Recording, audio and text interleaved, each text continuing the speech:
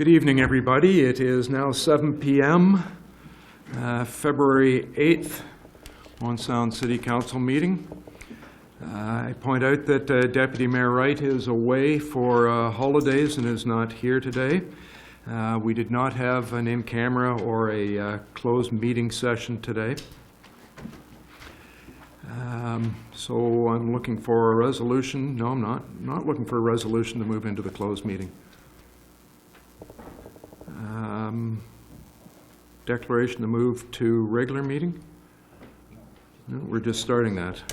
Okay, right down to additional items. Councillor Gregg. Thank you, Mayor Body. I do have two additional items for tonight.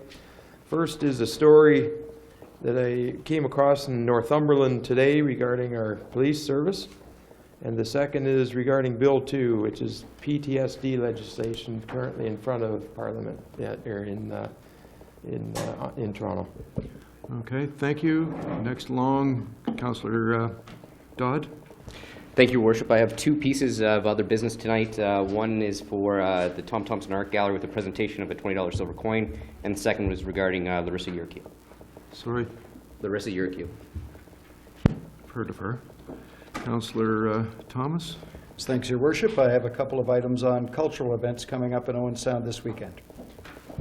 Two items going this way. Councillor Kepke. Thank you, Your Worship. I have an item which is a traffic issue that I'll be asking for a staff report on. Councillor O'Leary, seeing none. Councillor Lemon isn't with us yet, so I'll maybe put a marker in for him just in case. And I'll give some updates on some of the things I've been able to do on behalf of the city in the last few days. So disclosure of pecuniary interest and the general nature thereof. Anyone? Seeing none. Thank you. Confirmation of minutes. Moved by myself, second by Councillor Thomas, that the minutes of the regular council meeting held on January 25th, 2016, as printed, be adopted. Thank you. Councillor McManaman. Thank you, Your Worship. I need an amendment to those minutes under item 8. Oh, shoot. B, I believe it is. B1. B1, thank you. That, and this is deal with an issue with Meaford and a consent application. I did circulate this to council that we add the line, confirmation how Meaford will ensure that the allocation of the service to the existing home will be transferred to the proposed new severed lot, and there will be no additional connections. If we could add that to the minutes. That was discussed at the meeting, but it wasn't reflected in the minutes, so if that could be added. Does anyone have any questions in that? Okay, so with that amendment, all in favor of confirmation of the minutes from January 25th, 2016? Seeing a yes from everyone, thank you. 5B. Thank you, Your Worship. Moved by myself, second by Councillor Thomas, that the minutes of the public meeting 2016 budget held on January 25th, 2016, as printed, be adopted. And all in favor? That is carried. Thank you. Number 6, resolution moving council into committee of the whole. Thank you, Your Worship. Moved by myself, second by Councillor Thomas, that City Council now go into committee of the whole to consider public meetings, deputations, public question period, matters arising from correspondence, reports, matters tabled, motions for which notice was previously given, and other business. And all in favor? That is carried. We're now in committee of the whole. Down to number 7, we're starting off with a public meeting, which we've all been looking forward to. Oops. I'm chewing bubble gum and walking at the same time and making mistakes. We've all been looking forward to this. Just go ahead, Carolyn. Am I going ahead? We need a motion to adjourn the regular thank meeting you. and go into, I got to look down. I believe it's with the Yeah. council. Moved by myself that the regular council meeting of February 8th, 2016 be adjourned for a public meeting pursuant to the Planning Act, RSO 1990, CP 13. All in favor? That is carried. Thank you. Now it's me. So I declare the public meeting open. This is a public meeting to consider the following applications made by Red Hawk Construction Company Limited in the city's Sydenham Heights area. Official plan, First Amendment, Official Plan Amendment number 6 to amend the permitted residential density provisions for the subject lands contained in the City of Owen Sound Official Plan pursuant to Section 22 of the Planning Act, RSO, Statutes of Ontario, Revised Statutes of Ontario 1990, Chapter P13 as amended. If a person or public body does not make oral submissions at the public meeting or make written submissions to the Corporation of the City of Owen Sound before the proposed official plan amendment is adopted, the person or public body is not entitled to appeal the decision of the Council, the Corporation of the City of Owen Sound, to the Ontario Municipal Board.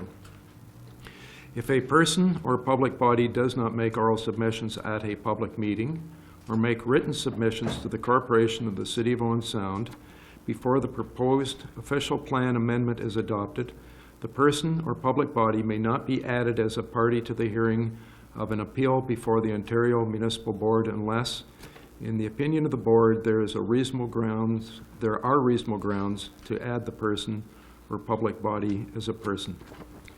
So I'll go through all three amendments, Carolyn. Zoning bylaw amendment number 18, to amend the zoning for a portion of the subject lands to reflect the proposed official planned residential densities under Section 34 of the Planning Act. Now, do I have to read? We're duplicating, we're triplicating. It seems we're duplicating, but the wording has to be read separately for each type Okay. of amendment, unfortunately. So you're testing my skills. If a person or public body does not make oral submissions at the public meeting or make written submissions to the Corporation of the City of Owen Sound before the proposed zoning bylaw amendment is passed, the person or public body is not entitled to appeal the decision of Council of the Corporation of the City of Owen Sound to the Ontario Municipal Board.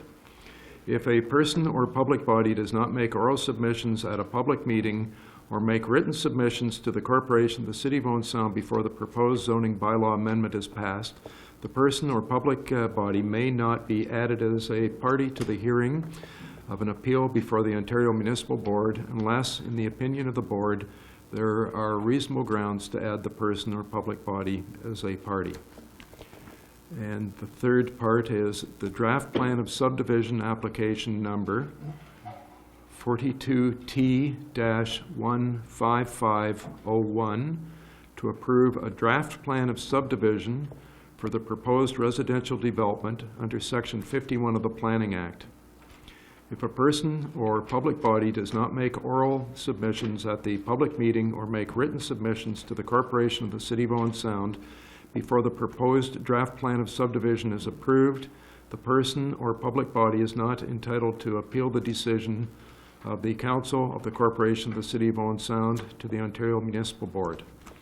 If a person or public body does not make oral submissions at a public meeting or make written submissions to the Corporation of the City of Owen Sound before the proposed draft plan of subdivision is approved, the person or public body may not be added as a party to the hearing of an appeal before the Ontario Municipal Board unless, in the opinion of the board, there are reasonable grounds to add the person or public body as a party.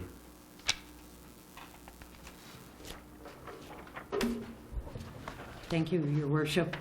Notice of the complete application and public meeting regarding the official plan amendment number 6, the proposed official plan amendment number 6, zoning bylaw amendment number 18, and draft plan of subdivision application number 42T-15501 was provided as follows. It was published in the Sun-Times on December 4 and December 11, 2015. It was published on the city's website on December 4, 2015, and again on January 28, 2016. It was circulated to persons, departments, and agencies likely to have an interest in the applications, and as a courtesy, planning staff mailed by first-class mail to assessed owners within 120 meters of the subject lands. A notice has been provided to the public far in advance of the minimum 20 days notice of the public meeting. The Director of Community Services and the Community Planner will further confirm that Council is not being requested to make a decision at this meeting, but merely to receive additional comments from the public and public bodies or agencies, both in writing or orally at this meeting. Following receipt of comments, both in writing or orally, The director and community planner will consider the comments and bring forward a further report with recommendations to council. Public comments were received by city staff prior to this meeting and are attached to the public meeting agenda. Since publication of the agenda on February 4th, 2016, comments were received from Grey County Planning and Development on February 5th. A copy of Grey County's comments has been provided to the mayor and members of council and city staff.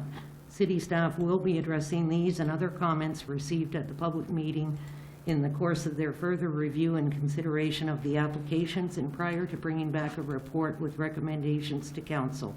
I would ask those in attendance who are here for this public meeting to sign the sign-in sheet for communication purposes.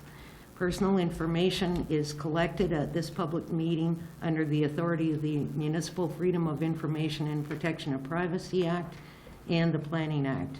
The information collected will be used to complete the official plan amendment, zoning bylaw amendment, and draft plan of subdivision approval process and will form part of the public record. Questions about this collection should be addressed to the Deputy Clerk, Carolyn Stovall, myself. If you wish to be notified of the adoption of the proposed official plan amendment, adoption of the proposed zoning bylaw amendment, or of approval of the draft plan of subdivision, you must make a written request to the Corporation of the City of Owen Sound, care of the Deputy Clerk, 880 2nd Avenue East, Owen Sound, Ontario, N4K2H4. The community planner has a presentation. Welcome, Ms. Potter. Please go ahead. Thank you. Good evening, Your Worship and members of council. I'm pleased to be here today to I'll get you to push the little buttons to the red. There we go. Now we can hear you. even remind me. I'm pleased to be here tonight to share with you applications by Red Hawk Construction Limited and hear from the public to inform future recommendations on the matter. Red Hawk has submitted applications for official plan amendment, zoning bylaw amendment, and draft plan of subdivision. The lands of for these applications are located on the south side of 8th Street East, across from the hospital, between 16th Avenue East and the former rail line, now a rail trail. The applications affect 3 parcels of land totaling just over 25 hectares or 62 acres. The lands are currently vacant and include fields, meadows, and hedgerows. A wide, shallow tributary of the Bothwell Creek divides the property diagonally from north to south, and a minor tributary, more of a drainage channel, crosses the southwest portion of the lands to feed into the Bothwell Creek tributary. To service these lands requires water to be extended from 16th Avenue East approximately 300 meters to the subject lands, and sanitary sewers need to extend from 16th Street East north of the property approximately 1 kilometer across private property. The Operations Department is undertaking a parallel process to initiate the environmental assessment for the extension of these services, and agreements with private property owners are anticipated. Surrounding land uses are primarily rural residential, as well as the hospital, OSCBI and Georgian College, a hydro corridor, and lands within the Niagara Escarpment Plan area, as well as, of course, the rail trail. To date, the applicant has completed a pre-consultation process and received preliminary feedback to determine the requirements of a complete application. A complete application was submitted with supporting studies, which are available online as indicated. Notice that the application was complete was given to the applicant, and notice of complete application and public meeting was given through the Clerk's Department in accordance with the Planning Act. A technical report was provided to Council at the January 25th meeting and provides a fulsome description of the applications and supporting documentation and highlights applicable provincial, county, and municipal policy. The technical report is also attached to tonight's agenda, together with comments received prior to the agenda being published. Tonight, following this presentation, the focus will be to receive input from the public on these applications. As illustrated on this concept plan, the purpose of the applications is to permit residential development, providing a mix of housing forms. As the applications proceed through the approval process, the concept plan may evolve.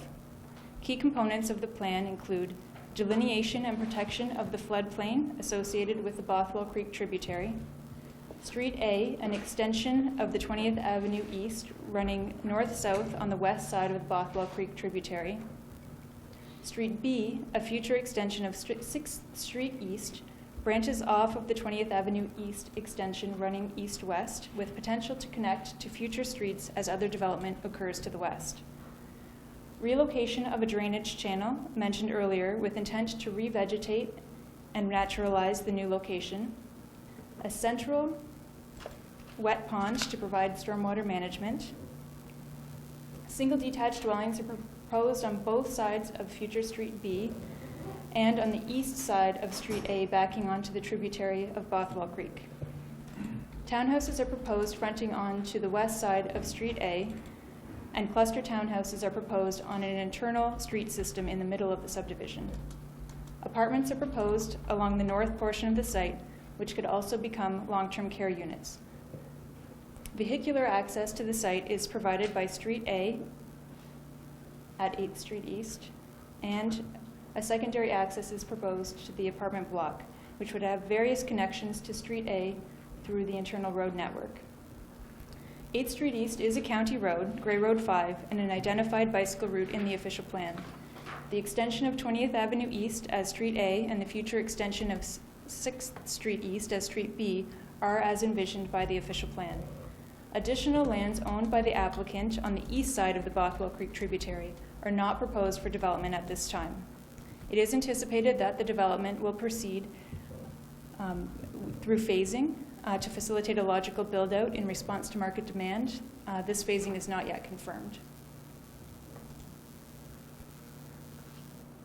The applicant has completed a number of studies that were required as part of a complete application. These studies are, as I said, available online in their entirety. The following are some highlights. The Planning Justification Report examines the planning merits of the proposal and provides an opinion finding the proposed development consistent with the provincial policy statement, conforms to the County of Grey official plan, and maintains the general intent and purpose of the official plan and zoning bylaw of the city. The Functional Servicing and Stormwater Management Report describes how the water and sanitary services will be provided within the development, delineates the floodplain, and addresses the quality and quantity of stormwater management. The Traffic Impact Study discusses the existing and projected future traffic conditions with 2 connections to 8th Street East, and concludes that the traffic generated from the proposed development does not warrant any improvements to existing roads. It recommends a speed limit reduction from 80 kilometers per hour to 50 kilometers per hour in the westbound direction, further east along 8th Street. In front of the development, the speed limit is already 50 kilometers per hour. The Environmental Impact Study reviewed the vegetative, wildlife, and aquatic species and habitat observed or having potential to be located within the property limits. It found habitat for eastern meadowlark and bobolink confirmed to be present on site. Both eastern meadowlark and bobolink are considered threatened. The Endangered Species Act and related regulation do provide for development in an area that is habitat for these species, provided certain conditions are followed. The EIS recommends a number of mitigation measures, including registering notice of activity with respect to bobolink and eastern meadowlark with the Ministry of Natural Resources and Forestry prior to site alteration, and identifies habitat compensation on lands east of the Bothwell Creek tributary, but on the overall land holdings, partially within and partially outside of the hazard area. A habitat management plan would be required for these compensation lands. A flight path study was required as the proposed development is approximately 170 meters southeast of the Grey Bruce Health Services heliport. The study identifies a maximum allowable height at the northwest corner of the site and recommends red obstruction lights on certain buildings. The application was accepted prior to an archaeological study being complete. Staff have advised the applicant that any recommendation for approval is contingent upon the completion of this study with favorable findings for the development. So the applicant has applied for official plan amendment, zoning bylaw amendment, and draft plan of subdivision. The official plan is the city's contract with the community for how land will be developed within the city. The zoning bylaw amendment and draft plan of subdivision must comply with the official plan. As such, I'll speak to the official plan amendment first. The official plan for the City of Owen Sound was approved in 2006. The general land use map, Schedule A, identifies how the subject lands as being appropriate for residential uses outside of the hazard lands. A 5-year review of the official plan was recently undertaken and approved by the County of Grey in 2012. As part of the 5-year review, the secondary plan for the Sydenham Heights Phase 1 and 2 planning area was entirely updated to provide the basis for development of a diverse community contemplated to be the focus of residential greenfield growth in the city. Within the secondary plan for the Sydenham Heights planning area, as shown on this slide, the subject lands are more specifically designated residential low density in the light yellow, residential medium density in the light orange, hazard lands as shown in green, and also illustrated on this schedule are the future extension of 20th Avenue East and 6th Street Easts. The alignments are indicated to be approximate and subject to detailed design. The red hatched line illustrates the proposed trunk sanitary sewer alignment yet to be extended. The gray rectangles illustrate potential locations for a future East Hill elevated water storage tower. Engineering Services has indicated that the subject lands will not be considered for this purpose. This makes sense because the subject lands are actually lower than the other identified properties to the west. This figure is from the applicant's planning justification report and is a good visual depiction of the proposed official plan amendment. The amendment affects only a portion of the residential lands and proposes to redesignate the north portion of the site closest to 8th Street from residential medium density to residential high density, and to redesignate the middle portion of the subject lands from residential low density to residential medium density. A portion of the lands will remain in the residential low density designation. There is no change proposed to the hazard lands designation in the official plan. The Sydenham Heights secondary plan describes both the form or type of housing allowed as well as the density for each of the low, medium, and high designations. The need for the amendments is due to these form and density requirements. The official plan amendment for the apartment dwellings is necessary to address the net residential density as well as the form of housing proposed. The official plan amendment for the townhouse dwellings is required for the form of development. When the townhouse blocks are considered together, the density is within the maximum allowed. No amendment is required with respect to the single detached dwellings. The zoning bylaw is intended to regulate the use of land and provide site and building regulations for new development. The subject lands are presently zoned rural and hazard land by the zoning bylaw as indicated on this map. An amendment is required to apply relevant zones to the lands to provide for future development and conform to the official plan. This figure, also from the applicant's planning justification report, depicts the proposed zoning bylaw amendment, which proposes zone categories that conform to the official plan amendment and more specifically reflect the draft plan of subdivision and concept plan vision to provide for multiple residential, medium density residential, single residential, to account for the relocation of the drainage channel, and open space for the stormwater management pond.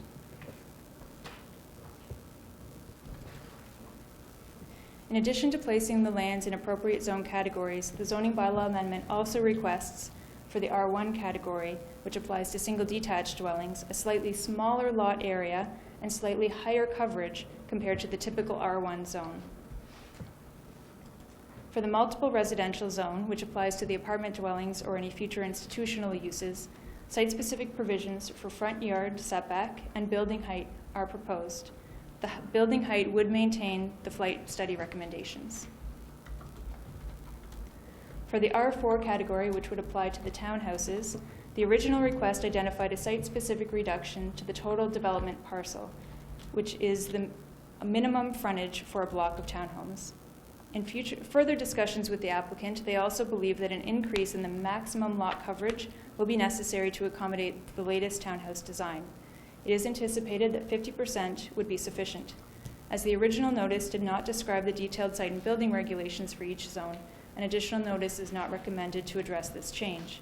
The appropriateness of the requested amendments will be addressed in a future recommendation report to Council after considering all of the comments received within the policy framework.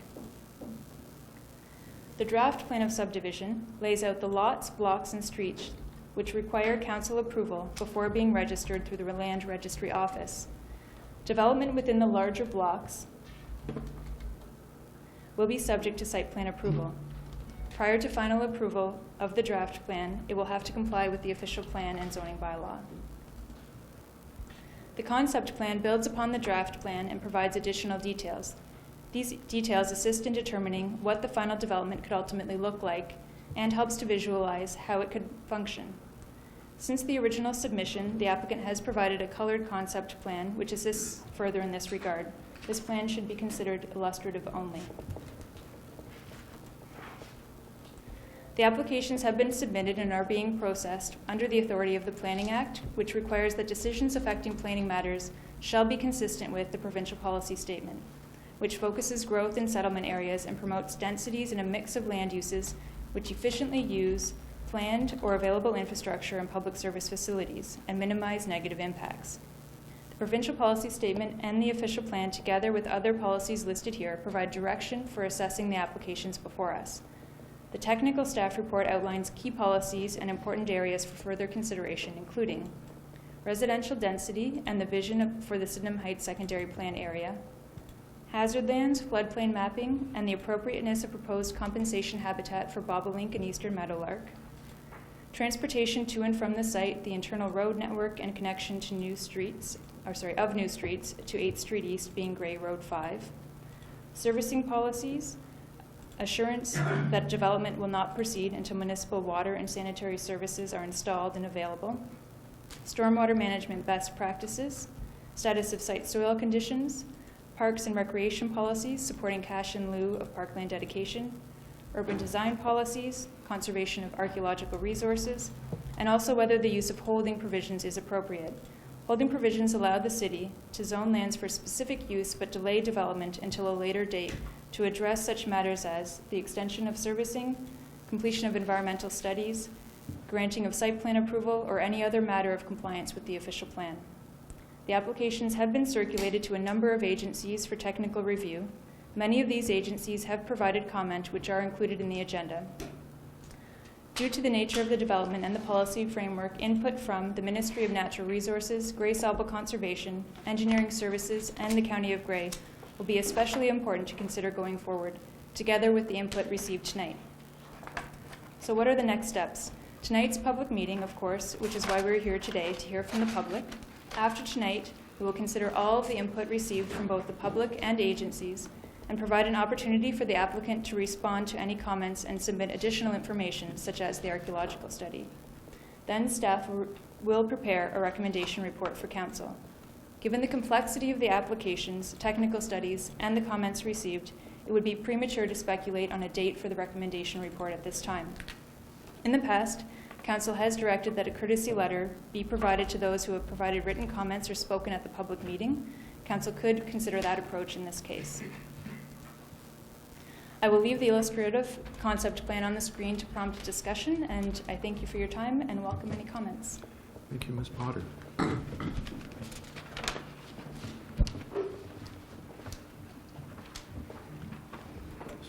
Go to public next, right? Yeah, thanks.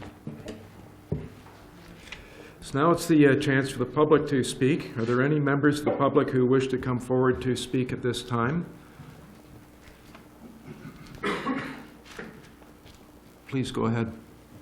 Welcome. Thank you, Your Worship. My name is Rod Rice. I am the president of Red Hawk Construction, the proponents of this development. I wanted to tell you a little bit about who we are and also to tell you why we think this is a good project and why we look forward to moving forward with it. Red Hawk Construction is part of a larger company, not that large, called Rice Development Corporation. My brother and myself and other family members sort of grew up in the construction business in the Brampton area. And back in the 1970s, the company moved into the field of adult lifestyle communities, retirement communities, things of that nature. You may or may not be aware of developments near Barrie called Sandy Cove Acres, developments in Grand Bend, and developments in the Bowmanville area. These were land lease communities, single-family homes designed for people very much my age, empty nesters who wanted to downsize a little bit. when the opportunity came up to look at other areas where we ought to be doing this kind of development, it quickly became apparent to me that Owen Sound would be a good choice. My wife's family have owned land up in the Red Bay area of the Bruce Peninsula for about 100 years, and they did ultimately let me in as a pro tem member, I guess, of the family. But it caused me to focus on an area of Ontario that I had not focused before, and one of those areas was Owen Sound. And it has struck us from a corporate perspective that this community is a good community for the development of adult lifestyle communities and retirement housing in general.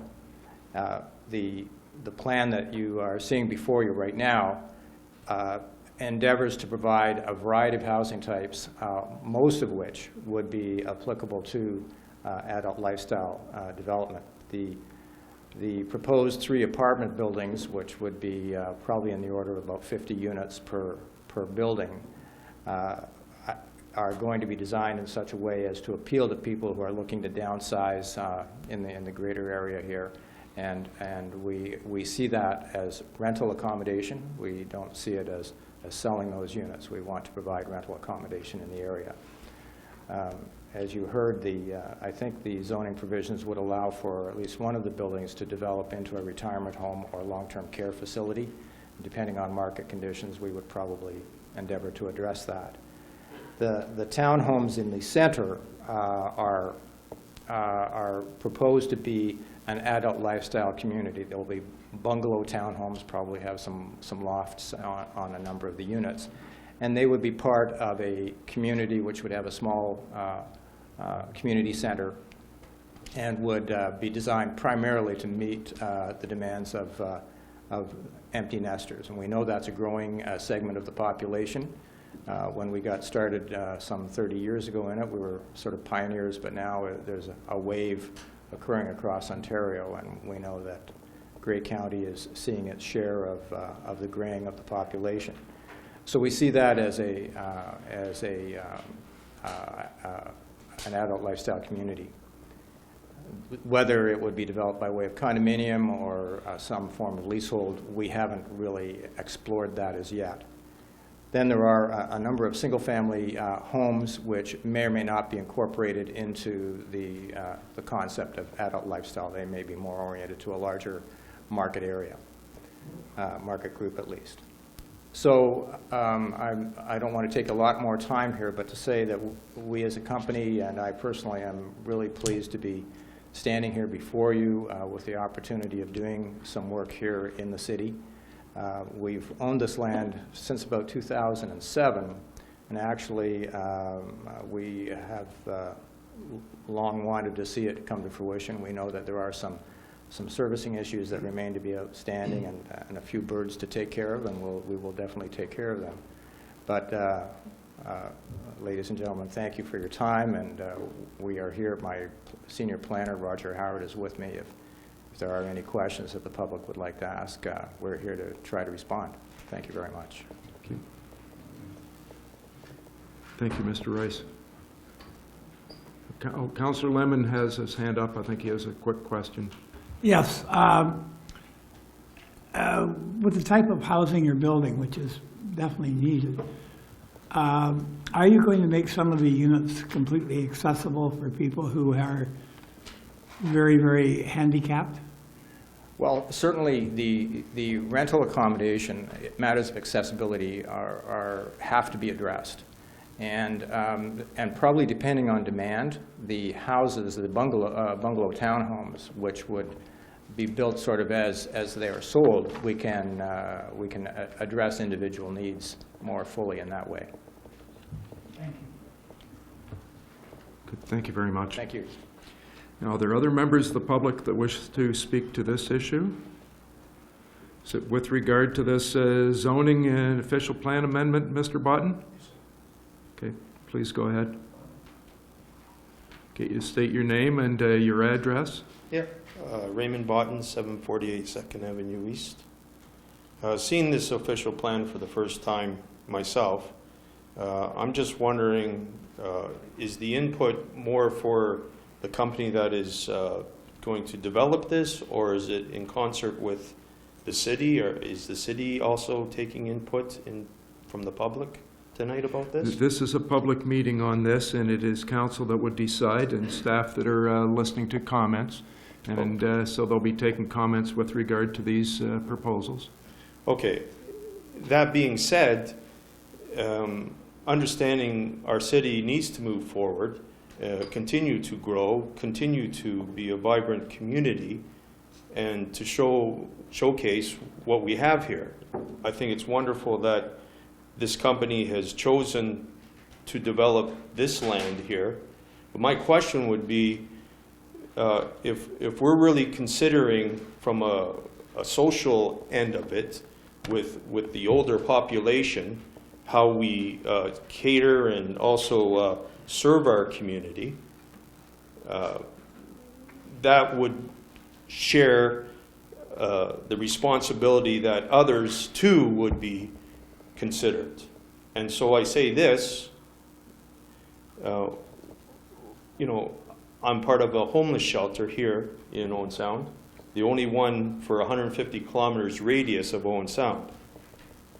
And so we have a small population that are not being serviced because in our city, we're not able to, in the context of the corporation of Owen Sound, does not get into social services. But I see there's an imbalance here. We're very much appreciative of someone investing in our community and adopting a new resolution and amendment so we can have, you know, a place where we could call home. So my question would be, if we adopt this plan, which I think is a viable place to do this, especially across from the hospital, and we don't take care of the homeless because they don't pay. And I think it's about money. Mr. Boughton, if I can get you to kind of narrow in here, your comment on this is that you would like to see residential residences for homelessness. No, we have one, but we're not supporting it. And the question is, my input is this. I'm opposed to going forward without really supporting our homeless shelter. That's my input. Okay, good. Thank you very much. Thank you. Are there other members of the public that wish to make comment? I'm seeing none. Please step up. We'd love to hear from you.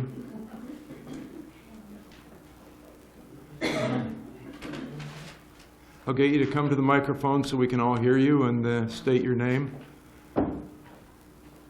I'm Mary Majuri, and this development is going to be backed right on my property.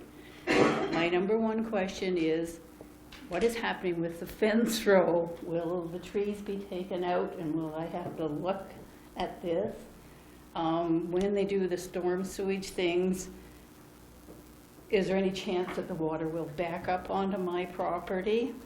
I don't know whether this is the place to ask those kind of questions, but I think staff are writing down your questions. and I also, when it comes to my fence row, I'm not sure where the street allowance is for 6th Street, whether it's on my property or it's on the other side of the fence. Those are the only questions that I've got. Okay. I'm speculating that staff is going to respond to you after tonight, that they'll be in touch. Okay. And then by then you'll probably have more questions and they'll be able to answer them. So Okay. thank you for standing up and raising those. Thank you. And anyone else? Okay, now I'm not seeing anyone. So I'm going to declare the public meeting closed. Before we motion to reconvene, I want to thank Mr. Rice and Howard for coming up and presenting to us, and to Ms. Potter and her staff for all the work that they've done so far putting this together. It's obviously been lots of work for them, and that's good. So I'm looking for a motion. Thank you, Your Worship. Moved by myself that the regular council meeting of February 8th, 2016 be reconvened. And all in favor? That is carried. Thank you. Thanks. I'll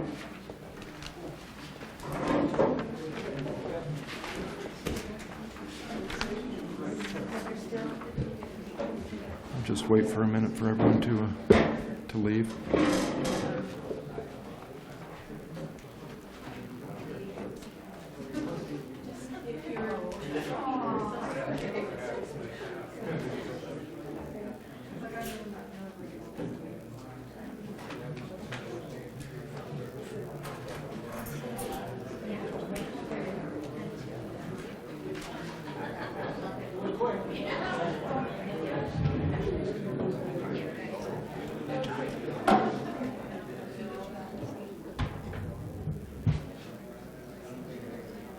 Jeff? Okay, we're just going to get the doors closed there. We're moving on with number 8 in our agenda, which is deputations.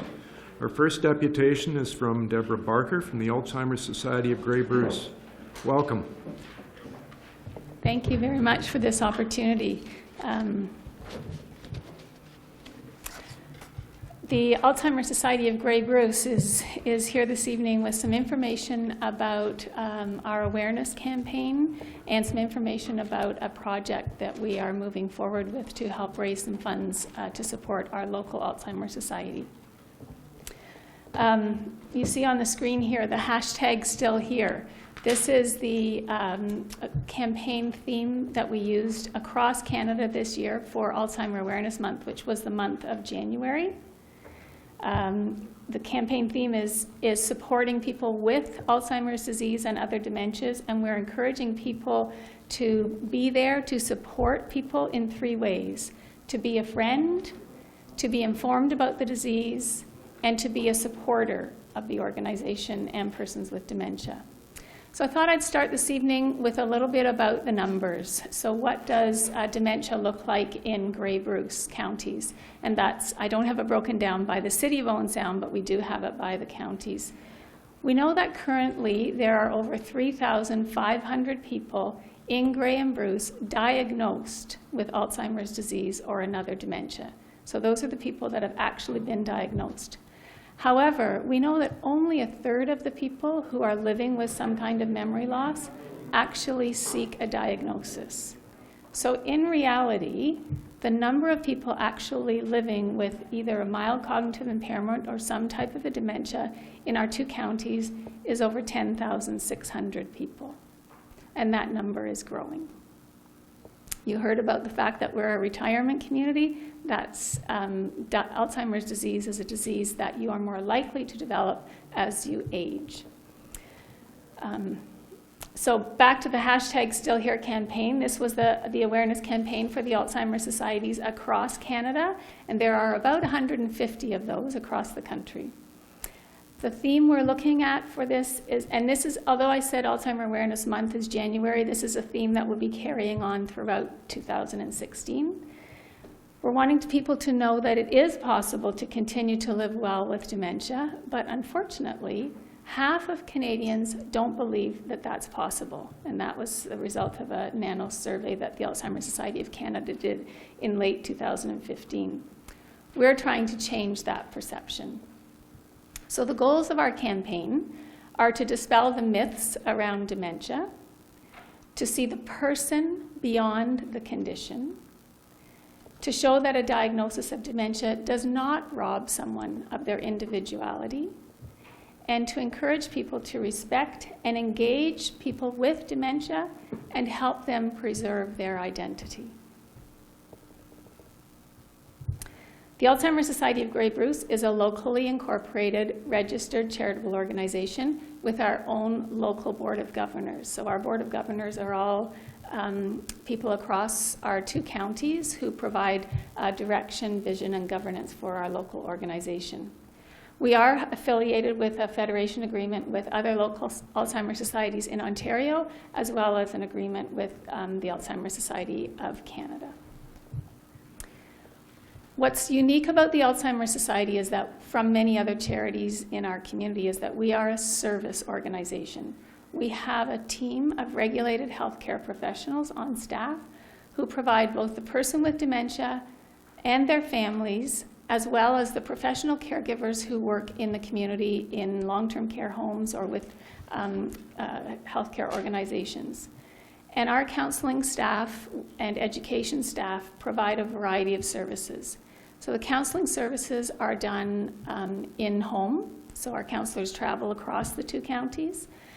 They will meet people in their home, or if that isn't convenient, sometimes the person with dementia, before they're diagnosed or even as the disease progresses, don't want to admit that this is something that they're faced with. So they can't necessarily meet with the counselor at home. We're meeting in coffee shops, we're meeting in convenient locations where caregivers are willing to connect with us. There's telephone counseling, internet support through email, whatever way we can reach our potential clients or current clients will do. Support is provided in a number of ways, again, across the 2 counties. Support groups in 7 different communities across Grey Bruce.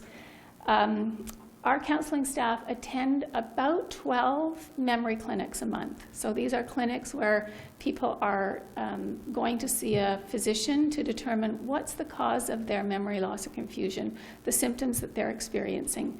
And they are there, our staff are there with the person with the memory issues and with the caregiver at the point of diagnosis. So we're connecting them with supports and services right there to help them understand the disease and live well with dementia for as long as possible, and hopefully remain in their homes with support for as long as possible. Education is another big component of the work that we do. As I said, we're working with the staff in the long-term care homes. We're working with the staff in the rest and retirement homes to help them understand the behaviors, to help them understand how to best communicate and connect with people with dementia, and support to the families. We provide learning series across the counties, again, a way to help people understand just what's coming with this disease, both for the person with the disease as well as the caregivers. At the Alzheimer's Society of Grey Bruce, only 60% of our annual budget is actually funded by government or other outside sources. When we go into a client's home, we are the only healthcare provider that does that is not fully funded. We depend on the generosity of a Grey and Bruce community for the other 40% of our budget. And so the Walk for Alzheimer's is our biggest annual awareness and fundraising event. And what we really want you to know is that all money raised locally stays in the local community to fund the programs and services that I just spoke to you about. So this is the new logo for our Walk for Alzheimer's. Make Memories Matter is the tagline that goes along with it. You have a report before you tonight requesting permission for the use of Kelso Beach and the West Harbor Walkway for the first Alzheimer's Society of Grey Bruce Walk for Alzheimer's. The event is planned to be held on Saturday, May the 7th, and that's Saturday of Mother's Day weekend. We chose that for a reason. About 72% of people diagnosed with this disease are women, and about 72% of caregivers are women. So we think that there's a good fit tying in with Mother's Day weekend. So we're looking to have this at Kelso Beach in Owen Sound in the West Harbor Walkway. Simultaneously, we'll be holding an event in Hanover at the Sulphur Springs Conservation Area. So the Walk for Alzheimer's replaces the former Walk for Memories, which was held in January each year. And I know that many of the counselors here are familiar with that because you've raised pledges and you've walked in our walk, and we really appreciate your support. So we're moving to a new event this year, and we hope we'll continue to have that support. As I said, it's a new national event being held across Alzheimer's societies across the country. And with this event, we're really hoping to build both individual and team members to collect pledges to support our local Alzheimer's Society. So your approval of Kelso Beach and the West Harbor Walkway for our first Walk for Alzheimer's will be greatly appreciated.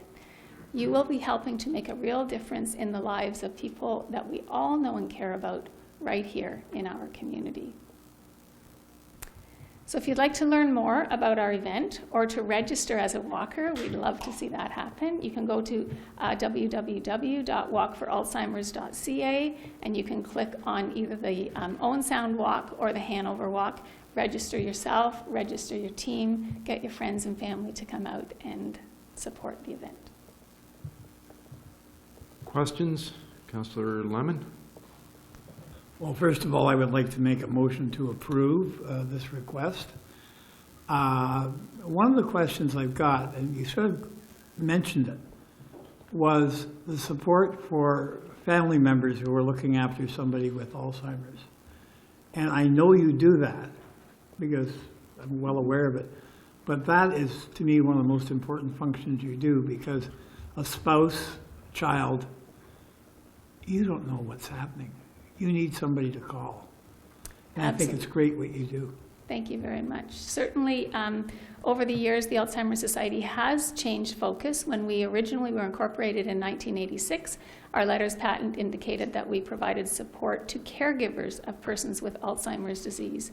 A few years ago, we updated our letters patent to recognize that we're providing support to people with Alzheimer's disease and other dementias. There are over 40 different types of dementias, so that's a bit of a challenge we have with our name being directed only to Alzheimer's disease, but we do support people with any dementia.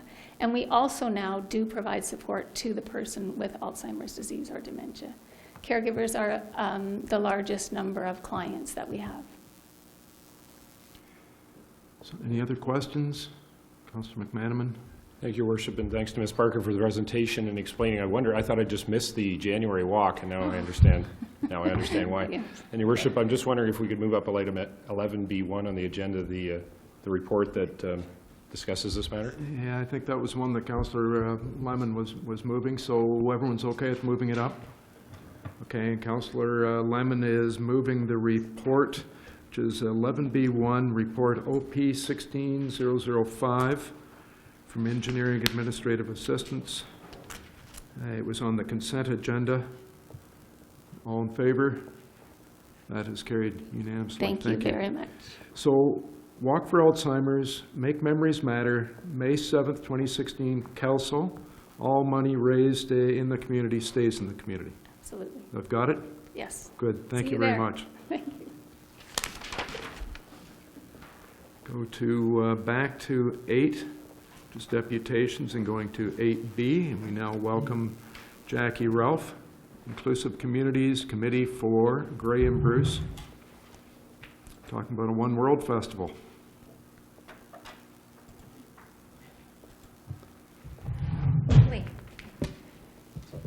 So, thank you, Mayor Boddy, distinguished councillors, community members, fellow deputations.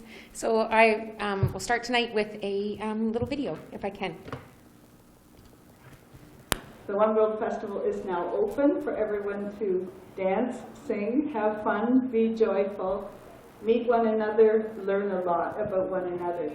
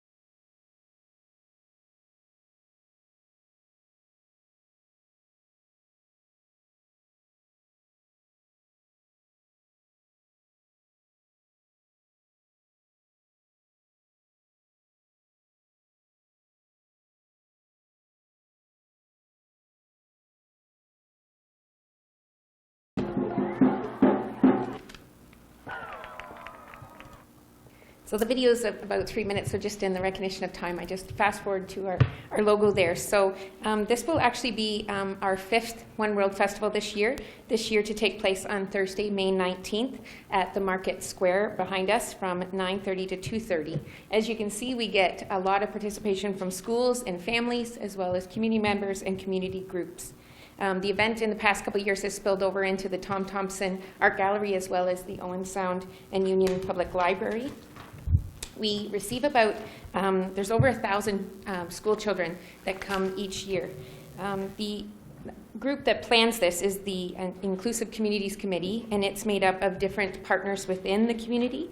So we have partners such as the Grey Bruce Violence Prevention Coordinating Committee, Community Living Owen Sound, CMHA Grey Bruce, the Men's Program, Brian Manilli and Colleen Purdon and Associates. And all those folks work together all year to plan the event. So I'm here tonight to do our annual request, very similar, to allow for the erection of a tent in the parking lot on that day of Thursday, May 19th, and to waive the building permit fee that's usually associated with that. We also ask for Council's support in the event itself in practical ways such as creating publicity on social media, the tourism sites, attendance by Council. It's always nice to have somebody come and welcome everybody in our big tent, as well as help with things like garbage and parking. And we usually count on Doug Cleverly's time to help us with that in giving us guidance. We always thank the sponsors that we have that make this happen. We have the Sun Times, hello. We have the Dock, hello. We also have groups like Bruce Telecom, OPG, as well as other agencies such as ETFO, the Elementary Teachers Federation, which helps with busing, getting the kids to the event, as well as the Tom Thompson Art Gallery and the Owen Sound Library.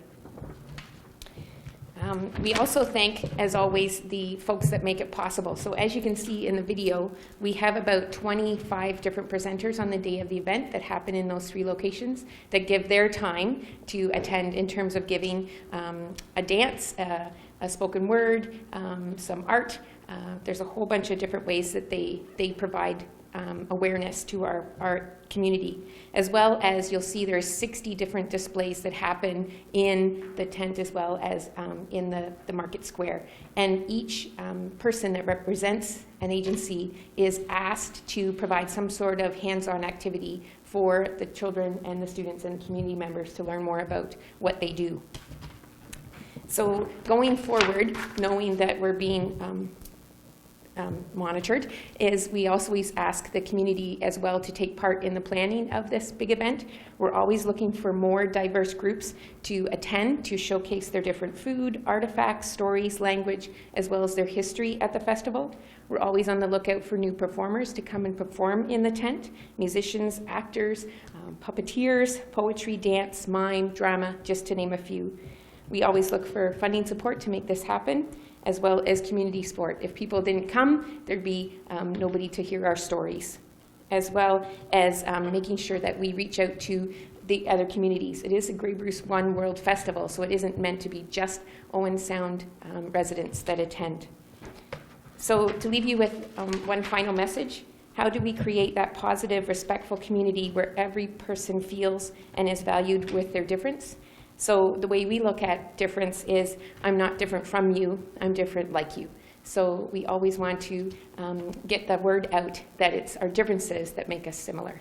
So that's my short presentation. Thank you for your time. I don't think we were as organized as Deborah, and actually had a letter to be approved at this minute, but just know that there'll be a letter forthcoming. Okay, thank you.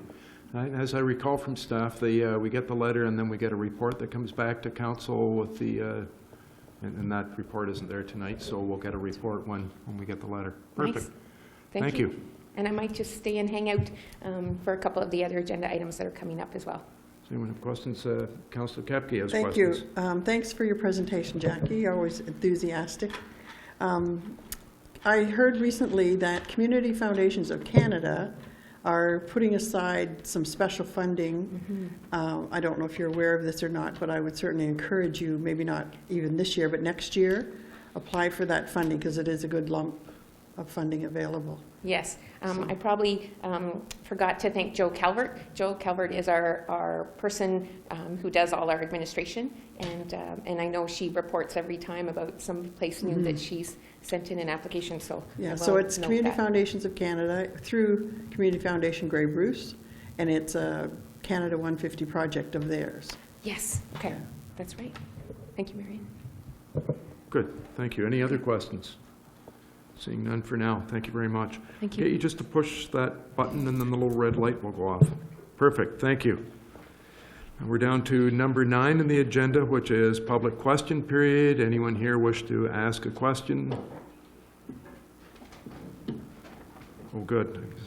Councillor Twaddle, former Councillor Twaddle got up and I thought he was heading for the microphone. I luckily went the other way. Number 10, correspondence received from which direction of council is required. 10A is correspondence from the CEO, Southwest Lynn, with regard to request for input on Patients First proposal for strengthening patient-centered healthcare in Ontario discussion paper.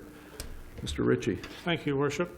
The province has issued a discussion paper titled Patients First, a proposal to strengthen patient-centered healthcare in Ontario. There are a number of proposals in the discussion paper that would change the administration of healthcare, and the province is looking for feedback on those proposals. To read the discussion paper, go to the Province of Ontario website, then go to the Health and Wellness section. Once there, go to the Ministry of Health and Long-Term Care. You will see a title, Patients First. Just click on it, the discussion paper, and the feedback link is all there. If you don't have computer access, the toll-free number to get information is 1-888-414-4774. I have the document here, Your Worship. It's certainly some interesting reading. I encourage anyone with an interest in healthcare to go to the site, to make the phone call. They are looking for feedback and to provide that feedback. Good, thank you. Councillor Thomas. Thanks, Your Worship. I read this report, and I actually had a couple of concerns about it because it will change the way that public health is administered in the province of Ontario.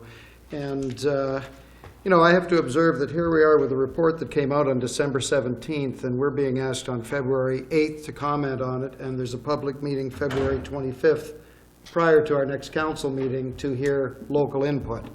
So once again, you know, we're up against it to comment on something that's going to have significant and wide-ranging effects on our healthcare system.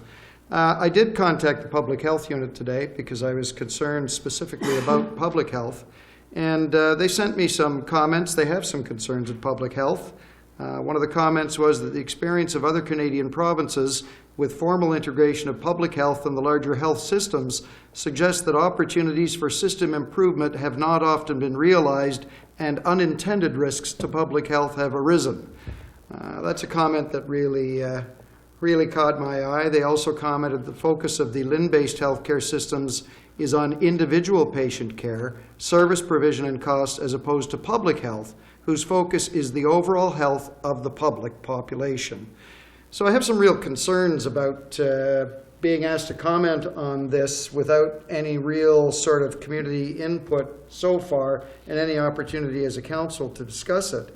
I did mention, and it came from Public Health, that there is a public forum being held here in Owen Sound on February the 25th at the Lumley Bayshore Community Centre from 6:30 to 8:30 p.m. to provide public input, but you do have to RSVP online at least 24 hours in advance if you want to go. So I would encourage anybody with an interest to do that. But in terms of us responding to this correspondence, I'd like to put a motion forward that we not respond and that this be forwarded to all of the groups and organizations affected by it in our community for their comment. And how do we identify those groups? They are identified in the report. Primarily, it is public health and community care services within the community. So I would say the Community Care Access Center is probably one for sure that we would forward it to, and public health.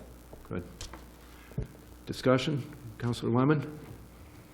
I have a concern on the other side of the coin, and that's with community care access centers. In reading the report, it appears that they want to centralize it in London, which really concerns me as to how somebody here can get, if there's a problem, who do they talk to? It's, I think, better when it's local. I'm not sure centralizing is the answer to all our solutions. Bigger is not necessarily better. Ask the dinosaurs. They're extinct. I really believe that healthcare, this is one of those weird areas. The province says, oh, get involved, but then they make it difficult for you. They say we need strong hospitals, but they don't provide the capital. There's a real disconnect, and I'm very concerned about the community care access centers disappearing. They may not be perfect, but I'm not sure putting it in London is necessarily going to be better. And my concern, and I share your concern with public health. Public health responds quickly to an emergency here. If it's controlled somewhere else, are they going to be second-guessed? I worry. So I think maybe what I'll do is I'll call the question, and then I'm going to ask Councillor Thomas to read that email address that Councillor Lemon can send his comments to or sign up to so he can go to the meeting. So, all in favor? The motion, that is carried. Thank you. I'll get you to read it one more time, just the email address and the place to get information on the engagement sessions is southwestlin, that's LHIN, .on.ca/patients first. And that has information on the public sessions. It has the report, and you can provide your feedback there, I believe, if you're unable to go to the public meeting. Good. Thank you very much. So going down to 11A, reports. First report is from our city manager with regard to declining the offer through the sale phase of the Port's asset transfer program. Thank you, Worship. The city expressed an interest in the sale phase of the Port Transfer Program for the Port of Owen Sound. After reviewing the information received from Transport Canada, it is staff's recommendation that Council inform Transport Canada that the city does not wish to continue under the sales phase program. The next phase of the Port Transfer Program is the divestiture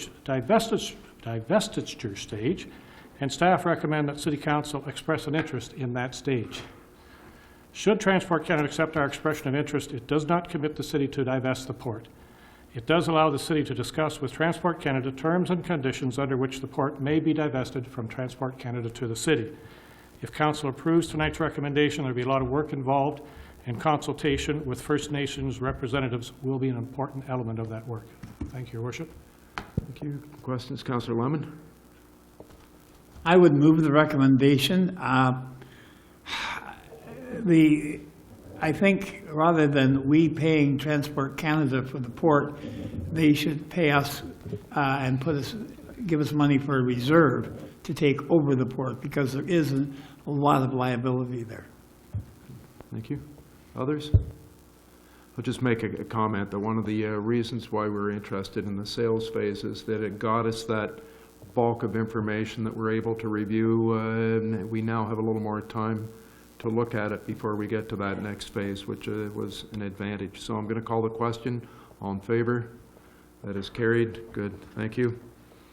11A2, report from Human Resources with regard to December public holidays already. Ms. Allen, are you going to present that? Well, Your Worship, thank you. Merry Christmas. We are looking at designating public holidays around the Christmas holiday in accordance with QP 1189 as well as our internal policy. Both December 25th and January 1st fall on a Sunday this year, so we are designating Tuesday, December 27th and Monday, January 2nd as the statutory holidays. Our administration buildings will be closed on those days, and we will remain open in between. Thank you. Councillor O'Leary. Thank you, Worship. I'll move the recommendation. And any discussion? Seeing none, all in favor? That is carried. Thank you. Number 3, report from bylaw coordinator with regard to bylaw enforcement transfer to City Hall. Who's presenting that? Thank you, Your Worship. Yes, thank you, Your Worship. Since City Council approved transferring bylaw enforcement to City Hall, the police chief has confirmed that the incumbent bylaw enforcement officer will remain at the Owen Sound Police Services in a different capacity. At this time, staff are recommending that council consider issuing an RFP for bylaw enforcement and prosecution services. Going to go to Councillor Dodd. I think saw him waving his hand a minute ago. Thank you, Your Worship. I just have one question on this one. I'm hoping someone from the police board could answer it. In regards to that bylaw enforcement officer remaining with the Owen Sound Police Services, is he taking over a position for retirement, or is the police board or the police services going to be creating a new position for this employee? Councillor Larry, do you have the answer? He hasn't told us yet. He just said he will have a position. So I think we'll find out at the next meeting.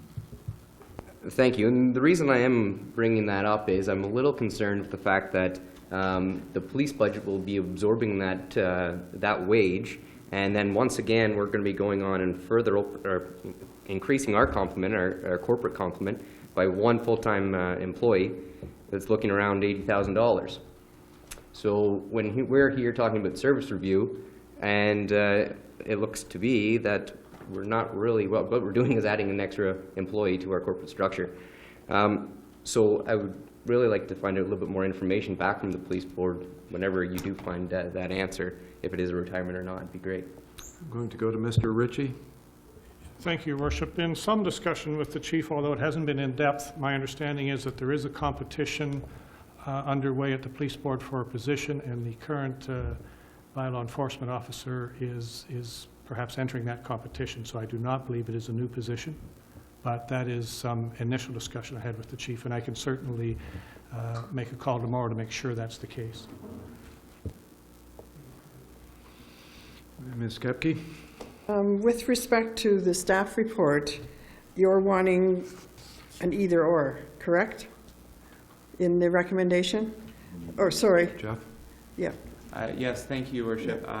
We are requesting that you provide us direction. The recommendation for staff is to issue an RFP. The alternative would be to start a hiring process for us city employees as the officer. Okay. I'll move receipt of the report and that we proceed with an RFP for services. So that would be to contract out. Okay. Other councillors, discussion? Councillor Lemon? Well, there are a number of companies that do this, and I think there's a lot of merit in getting a request for proposals to see exactly what it could cost us, and is there a saving? This is most appropriate as we approach service analysis.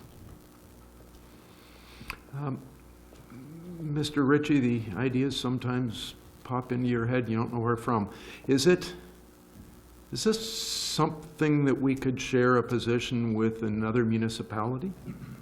I don't expect you to know the answer because I didn't know the question a minute ago. Certainly, Your Worship, I will tell you in meeting with the CAOs for the last few months, there is an appetite to look at shared services wherever we can find benefit to all the taxpayers. I know some of our other lower tiers have been doing that in CBO services. This is certainly one I could discuss with fellow CAOs if they have an interest in seeing if we could share this service as well. So I won't say yes, but I will say at all opportunities we are looking at that as a management group. Okay, good, thank you. Other questions, comments? Councillor Lemon? Follow up on just what you said. If we do go for an RFP, if you're giving a larger contract and say it was 4 municipalities band together to do it, you're probably going to get a more effective bid because with volume, the price tends to go down. Maybe. I guess we won't know till we get to that process, Your Worship. I would suggest travel time may eliminate that, and I think surprisingly, certainly we used to have 2 full-time bylaw enforcement officers. Currently we have 1. We're looking at doing an RFP for 1. I have a sense that there'll be significant workload in Owen Sound to do the job properly. Good point. Okay. Councillor O'Leary. I don't suppose you'd know, but is there another municipality that has already gone to the outside for to contract this out? Yes, there are, Your Worship. Okay, thanks. Good. Other comments? Call the question. All in favor of going to an RFP? That is carried. Thank you. Number 4 is Director of Corporate Services with regard to internal debentures. Ms. Allen? Thank you, Your Worship. Debentures represent a significant source of funds for the city, and they allow for us to take on projects, larger dollar projects, and spread the payments over the benefit period or a portion thereof. This report talks about issuing 2 internal debentures, one against the GBE fund and the other against our landfill reserve for 3 projects. The LED streetlight conversion, the solar panel installation at 8th Street East, and the frozen water, a portion of the frozen water expenses that were incurred in 2015. Questions, comments? Councillor McManaman? I'll move the recommendation. Just a question for Ms. Allen. The interest rate of 3% you've set, how did you arrive at that number? That is a number that is similar to the rate that we would pay on an external loan through Infrastructure Ontario. RBC, I averaged between the 2. Thank you. I'll move the recommendation. Okay, any other discussion? All in favor? That is carried. Thank you. Number 5, Ms. Allen again, with regard to Infrastructure Ontario debenture. Similarly, this is another debenture application. However, this is for external source debt with Infrastructure Ontario. We did do our due diligence and verified that the rate that we would be receiving through Infrastructure Ontario is the lowest rate that is readily available to the city, and this is for a portion of the construction cost to date for the wastewater treatment plant. Okay. Discussion? Councillor Dodd? Thank you, Your Worship. I would move the recommendation. I just wanted to point something out. I don't know if there was an error in the recommendation. It states City Council authorizes the city to submit an application to the Ontario Infrastructure and Lands Corporation for financing. I believe that should probably just say to submit an application. That is correct, Your Worship. Get him a job proofreading? Good. Other comments? Can I call the question? All in favor? That is carried. Thank you. Number 6, it's the Kate Allen show tonight with regard to the gas tax fund. Thank you, Your Worship. This is an annual report and agreement for our gas tax towards our transit.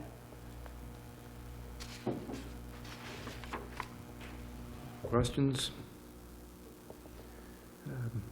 Councillor Lemon? I would move the recommendation.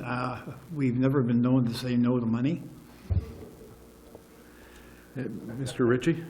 Those at home, Your Worship, Ms. Allen might just mention how much we're receiving from the province. I certainly think it's a significant amount of money that they should be credited with. It's just going to ask her to give a little more details so that just in case, I know it never happens, but just in case there happened to be a councillor that didn't read the report for some reason, then they might need a little more detail before they make up their mind, just in case. Certainly, the amount that we will receive for the 2015-16 gas tax year is $241,565, and that amount is reflected in our 2016 budget. So it's kind of what we expected. It's exactly what we expected. Other questions? Councillor Lemon has moved it. All in favor? That is carried. Thanks. Number 7. Report with regard to the amendment of credit facilities. Through you, Your Worship, this report ties in with the debenture. These are cash flow management policies that we are putting in place as we draw down our cash reserves for some of our significant construction projects that we have out there. We are required to occasionally use our revolving line of credit with RBC. There will be a timing difference with the debenture that we're applying for with Infrastructure Ontario, and over that time we're self-funding the construction program. So we're asking that we have Council's approval to increase our maximum line of credit from $15 million to $20 million.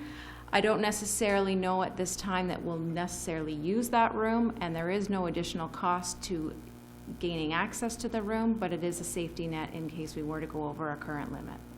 So it's like a home line of credit. If you don't use it, you don't have to pay the interest on it. Exactly. And it's for us to be able to make the payments going along on the big projects before we get the debenture money in, correct? That's correct, Your Worship. Okay, other questions? Councillor McManaman? Thank you, Worship. So further to that, the term that this money would be borrowed for, it would be usually less than a year, but never really more than a year? Is that, am I within the range there? Certainly, through Your Worship, the draws on our line of credit are made automatically by the bank when we surpass our cash balances. And as soon as we have funds in our bank that would put us over and back into the green, I suppose, the bank automatically draws those funds back down. So the term is certainly shorter than a year. Good. Other questions? Councillor Craig? Well, I would move the recommendation. It's not every year that we're incurring such major costs, and the $45 million waste upgrade to the treatment center is considerable. So I think it's quite reasonable, and I'd move the recommendation. So I'm going to call the question. All in favor? That is carried. Thank you. Number 8. Ms. Coulter. Actually, believe it or not, I actually had written down Pam Allen on my sheet to go to. So, Ms. Coulter. Thank you, Worship. This is a lease renewal with Transport Canada for the Sound Street Beach. So we do have several leases, and this amending lease agreement is with respect to the Sound Street Beach. The amendment extends the term to December 30th, 2018, provides a 3% annual increase in the rent each year. The annual rent is about $257. The agreement for the first time references an environmental effects determination report. As was noted by Councillor Gregg today, that report refers to South Street Beach and has an incorrect air photo. So I would ask that you make your recommendation subject to the correction of the EED to reflect the proper site. And the proper site would be along the road north of the Pink condos. That's right. Okay. Other questions? Discussion? Somebody want to move them? Councillor Gregg? Moving the I'd report move the without recommendation of amendment? the report. Good. All in favor? That is carried. Thank you. Where am I at next? Number 9, I guess, from Ms. Coulter. Go ahead. Yes, Your Worship. Just before we discuss this report, I understand there's been a change in the status of things at the Community Waterfront Heritage Center presently, and I'd like to ask Council to table this report till our February 29th meeting. Anyone? Any discussion? Questions? All in favor? That is carried. Thanks. So number 10 is community planner's site plan approval for Stowett self-storage. Ms. Coulter. Thank you, Worship. I would just ask that if the clerk could scroll down to the colored sketch on page 2 of the report. This is an application for site plan approval from a numbered company for 1960 20th Street East, which is the site of the Stowett mini storage. The site is immediately east and adjacent to the city's public works site. The site's approximately 4 acres in area and has 200 feet of frontage on 20th Street East. There are 6 existing buildings on the site, the 3 in yellow at the back and the 1 square in the middle have been constructed. Those proposed for construction are the green, the addition to the existing yellow building, and then the 3 pink buildings towards the rear of the site. The 2 orange buildings have already been constructed prior to this application. However, this application for site plan approval will address all those buildings, the creation of some new parking areas, as well as stormwater management on the site. The official plan designates the property employment, which does permit for this use, and the application conforms to the policies of the OP, subject to the conditions that are recommended. The site is zoned heavy industrial or M2, and the site is able to achieve the required site and building regulations as provided for with the minor variance, which was approved by the Committee of Adjustment on January 19th. Today is the last date of appeals for that, and no appeals were received. So that variance was respect to the landscaped open space. So the site provides for an appropriate number of parking spaces. The comments from the Conservation Authority with respect to stormwater management have been addressed. A site plan agreement is recommended for this development, and security in the amount of $20,000 is recommended. The conditions in the site plan agreement will allow for the construction of the buildings in phases, with the green addition being first, being phase 3. The phase 4, or the final phase of buildings, the pink buildings, we wouldn't issue building permits for those until the stormwater management area is constructed. So the security will be held until that facility is constructed and all the buildings are built. So those conditions are reflected in the agreement. So we're recommending approval of the site plan for Stoet Mini Storage, subject to 3 conditions, and that council would pass a bylaw authorizing the execution of that site plan agreement. Thank you. Councillor Larry, do you have your hand up there? Yeah, I'll move the recommendation. Okay. Questions, discussions? Anybody? Going once, going twice? No, you're okay? Okay. Call the question. All in favor? That is carried. Thank you. Number 11, from Community Planning with regard to site approval of the former CPR station. Thank you, Worship. Again, I'd ask the clerk to just scroll down to the sketch on page 2 of the report. So the City of Owen Sound is proposing a site plan to establish a parking lot, landscaping, a patio, and stormwater management area in conjunction with the redevelopment of the former CP rail station located on the East Harbor area. The site is about 3,040 square meters and has frontage on both River Streets and First Avenue East. As has been the past practice of this council, we treat ourselves like we would any developer and go through the standard process. This building is designated under the Ontario Heritage Act and has an easement through the Ontario Heritage Trust. We have circulated them the site plan, and they have sent a letter acknowledging and approving the planned improvements on the site. So on the sketch on the screen, you'll see the rectangular shaped building in the bottom right-hand corner. There's a proposed patio in the rear, the construction of a parking area including 29 parking spaces, including 2 accessible spaces. And then on the north side, in the bottom part of that triangle, closest to River Street, would be an area where stormwater would be directed to a grass swale and then outlet. The official plan designates the property waterfront mixed use, and it permits a wide range of commercial, institutional, and marine type developments.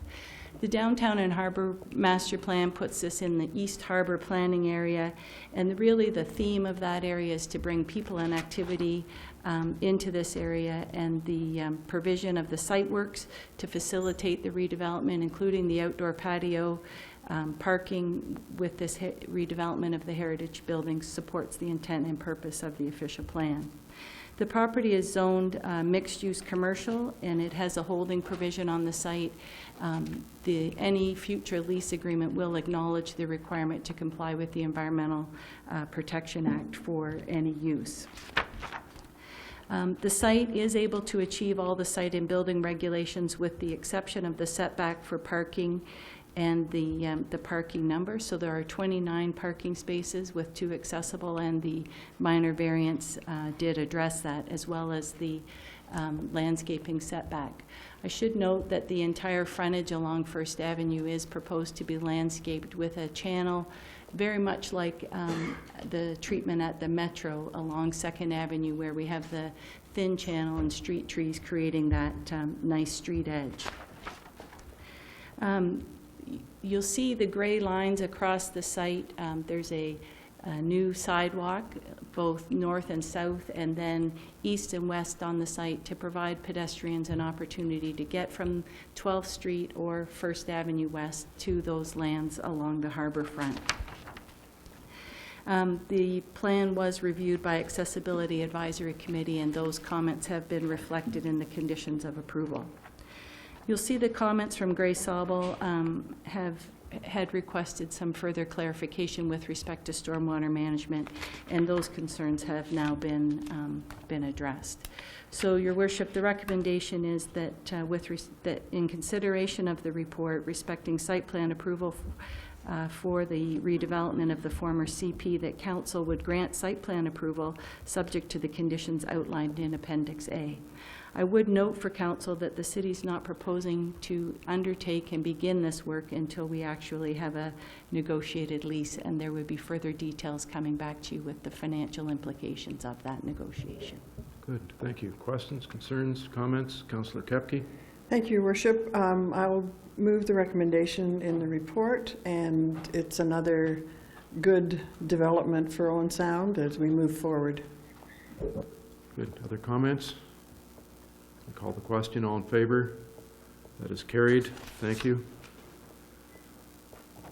So we're down to 11B, consent agenda items. I see some things in there that we're probably going to want to talk about, but I'll get Ms. Stovall. Are you going to give us a run through?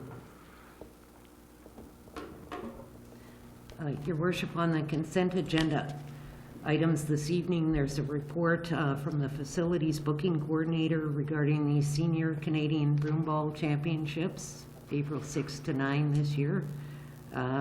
Report from the Facilities Booking Coordinator re Sunday Morning Hockey League Players Association Easter Hockey Tournament. Another report from the Booking Coordinator regarding the Owen Sound Police Services 17th Annual Polar Bear Plunge, scheduled on March 19th. There's no report for planning notices. There are minutes of boards and committees for receipt, including the Owen Sound and North Grey Union Public Library Board meeting held on November 26th, Tom Thompson Art Gallery Board of Management meetings held on a series of dates through the fall. The minutes of the Festival of Northern Lights Board meeting held on November 3rd, 2015, and correspondence items presented for the information of Council. And there's one correspondence item from the Deputy Clerk at Georgian Bluffs regarding the Springmount Municipal Drain, and also a business license issued to operate MagTech Renewable Energies Inc. Consulting, Research and Development business in Owen Sound. Good. Thank you. So if I can get somebody to move to receive items 11B2 to 11B9, we've already passed one, and that recommendations contained in report 11B1 to 11B4 be approved.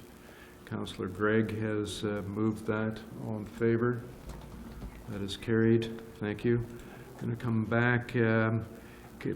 Ms. Coulter, can you give us a little more information on the Senior Canadian Broomball Championship?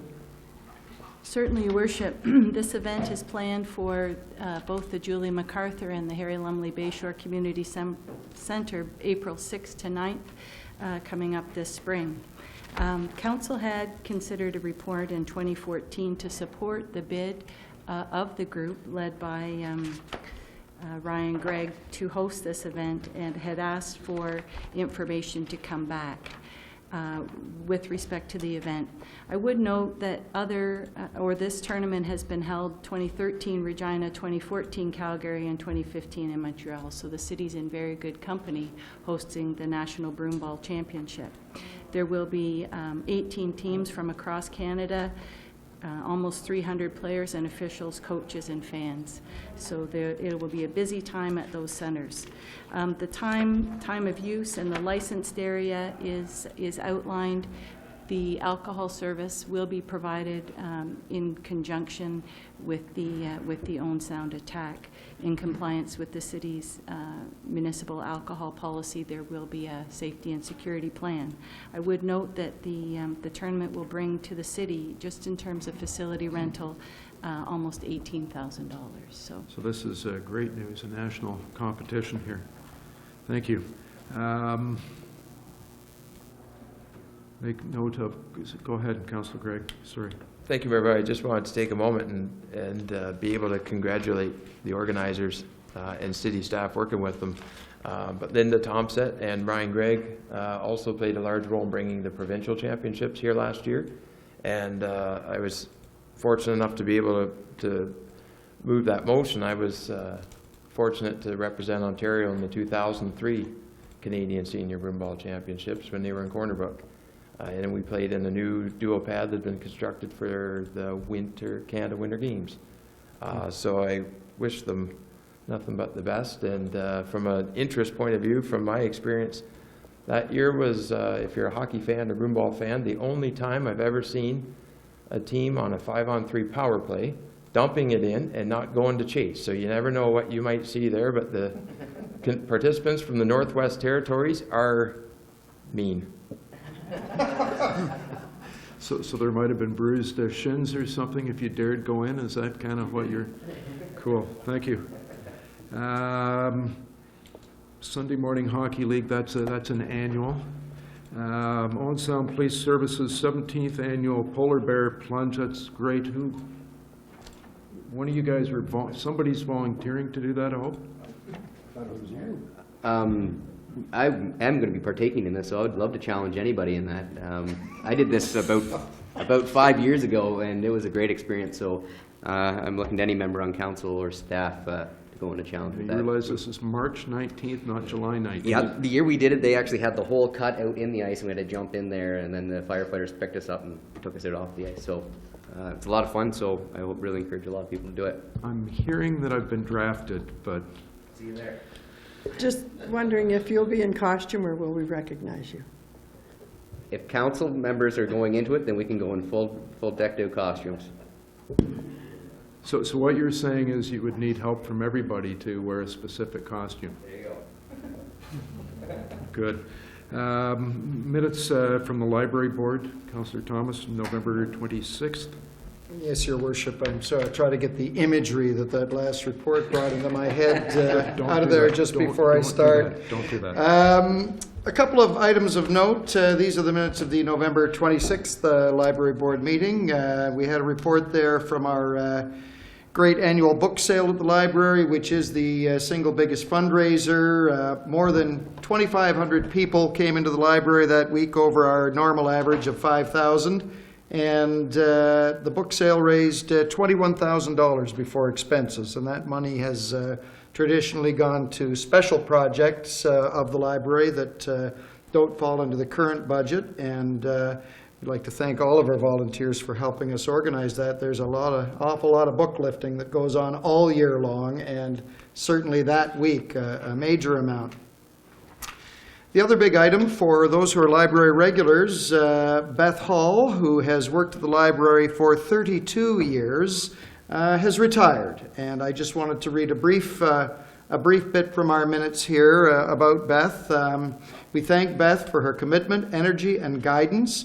Beth has touched many lives and helped to make the library a place of lasting importance in our community. Throughout the building, there are echoes and reverberations, fingerprints and snapshots of her care, love, and support.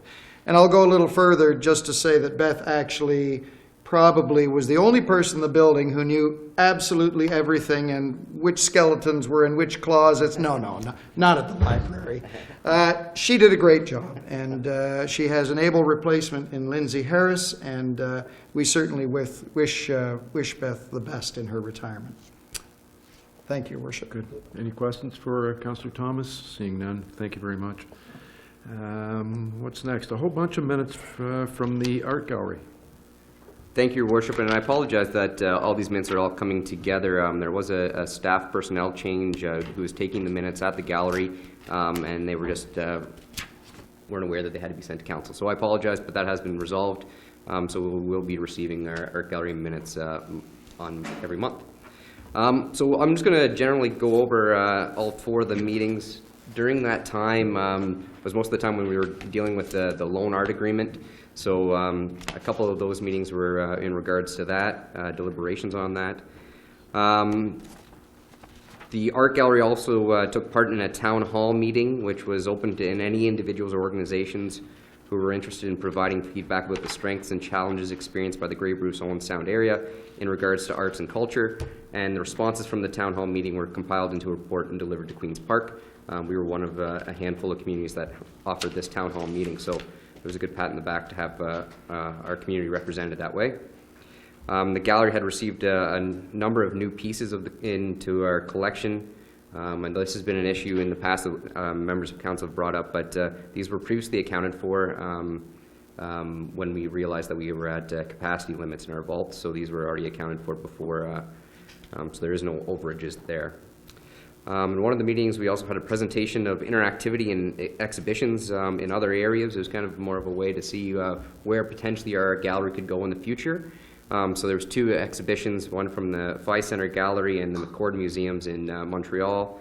And both of these museum and galleries are using different kind of technological advancements to enhance the experience, the visitor experience while there. So they were integrating iPads and headphones with the exhibits to make them a little bit more interactive than just the standard art piece.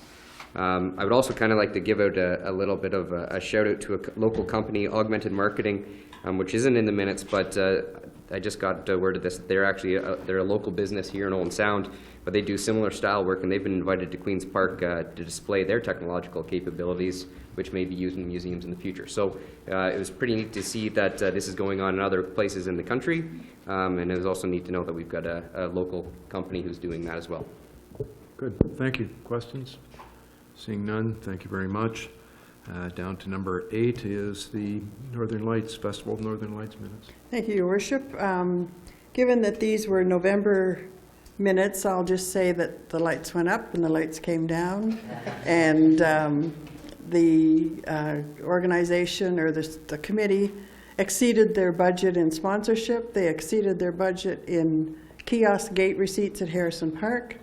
And they're currently working, the volunteers are up at the cemetery building where the displays are stored on repairing the displays and getting ready for next year. Good. Questions, anyone? Thank you very much. We're down to 11C, which is minutes of boards and committees for approval. Starting off with Accessibility Advisory Committee meeting from January 25th, 2016. Councillor O'Leary. I'll maybe get Ms. Coulter because. Thank you, Your Worship. We had a very short meeting, and Councillor O'Leary was about 15 minutes late, and the meeting lasted 16 minutes. So the committee reviewed the site plan for the residential hospice and recommended approval subject to certain conditions, and those were included in council's approval at your last meeting. They also looked at the site plan for the CP rail station, and again, those conditions were included in the recommendation you approved this evening. So that was the meeting. How does the fine work? A nickel for the minute you're late or for the minutes before the meeting ends? I'm just wondering, is there tread marks right there? I think so. You're going to move those minutes? Sure, I'll move the minutes. Move approval. Any questions from anybody? Seeing none, all in favor? It's carried. Thanks. Number 2, minutes of Community Planning and Heritage Advisory Committee. Councillor Gregg. Thank you, Mayor Body. The last meeting of Community Planning was the last meeting held by that committee before it now becomes absorbed into the Community Services. It was a short meeting, and we did receive a report, an updated report from our planning department on review, consultation, and input into the current Grey County study on heritage systems. This was something that came before us last summer, I believe, and our staff had the opportunity to contribute and work with Grey County staff on the development of this plan. Essentially, the study recognizes that no core areas or areas of focus in the heritage study are identified within settlement areas, which is us, and we are largely unaffected. So, committee and city staff are pleased with the consulting ability and the opportunities, I think, provided by Grey County. And further to that, then we received the building statistics for the year-end 2015. These were placed in front of you tonight.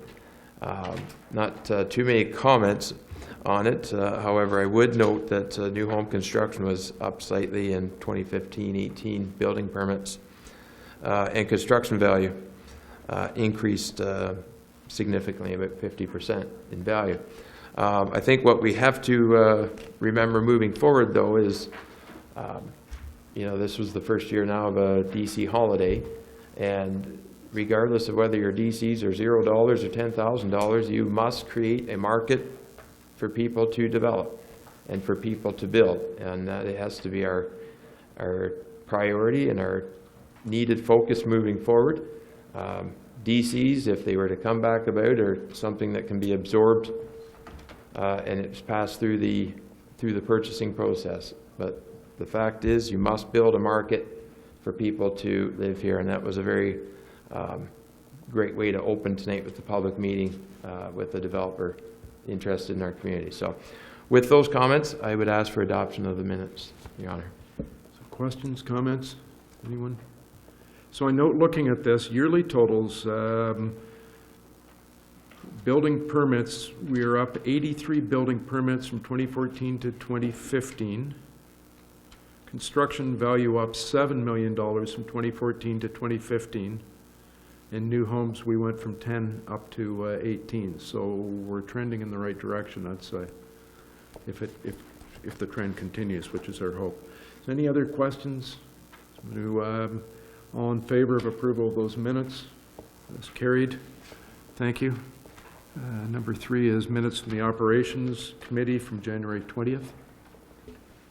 Thank you, Worship. Just to highlight a few points in here, Council, remember we had some significant issues with the source water protection late last year as far as fuel storage, and there was a significant change to the plan at the last minute, and the Source Water Protection Committee has corrected that, I guess you'd say, or listened to the concerns, is probably a better way of saying it, to the concerns of the city and other users, and the new plan around fuel storage is much more reasonable as far as we're concerned. One of the issues that comes up is we have to have a risk management officer. The Conservation Authority had discussed providing that service to us. This report, staff report and committee endorsed that we keep that position in-house. It's not viewed that it will be a huge drain on resources once it's up and running. There aren't that many fuel storage facilities in the city, and once their plans are adopted and up and running, it shouldn't be that onerous. So that's the first comment about source water protection. The second one, remember we had a discussion about a no left turn on 10th Street East at 5th Avenue East, the bottom of the hill there. Committee asked for basically more information about the cost of what a pole and sign would be, traffic volumes, and accident reports from, we have them for that intersection, but from other intersections around the city just for comparison. We received the end of the fourth quarter, the annual report for the airport. Fuel sales of regular fuel are up about 10%, jet fuel's up about 38%, and aircraft movements out at the airport are up about 8%. So either way, as you said, trending in the right direction earlier, same for the airport. I believe that's all the items I had. There was one other item about 4th Street West and no parking on 4th Street West, and I think that's going to come up as a separate item. So I would ask that 7A be, I would move adoption of these minutes with the exception of 7A, and that be discussed separately. Okay, any questions with regard to that motion? All in favor? That is carried.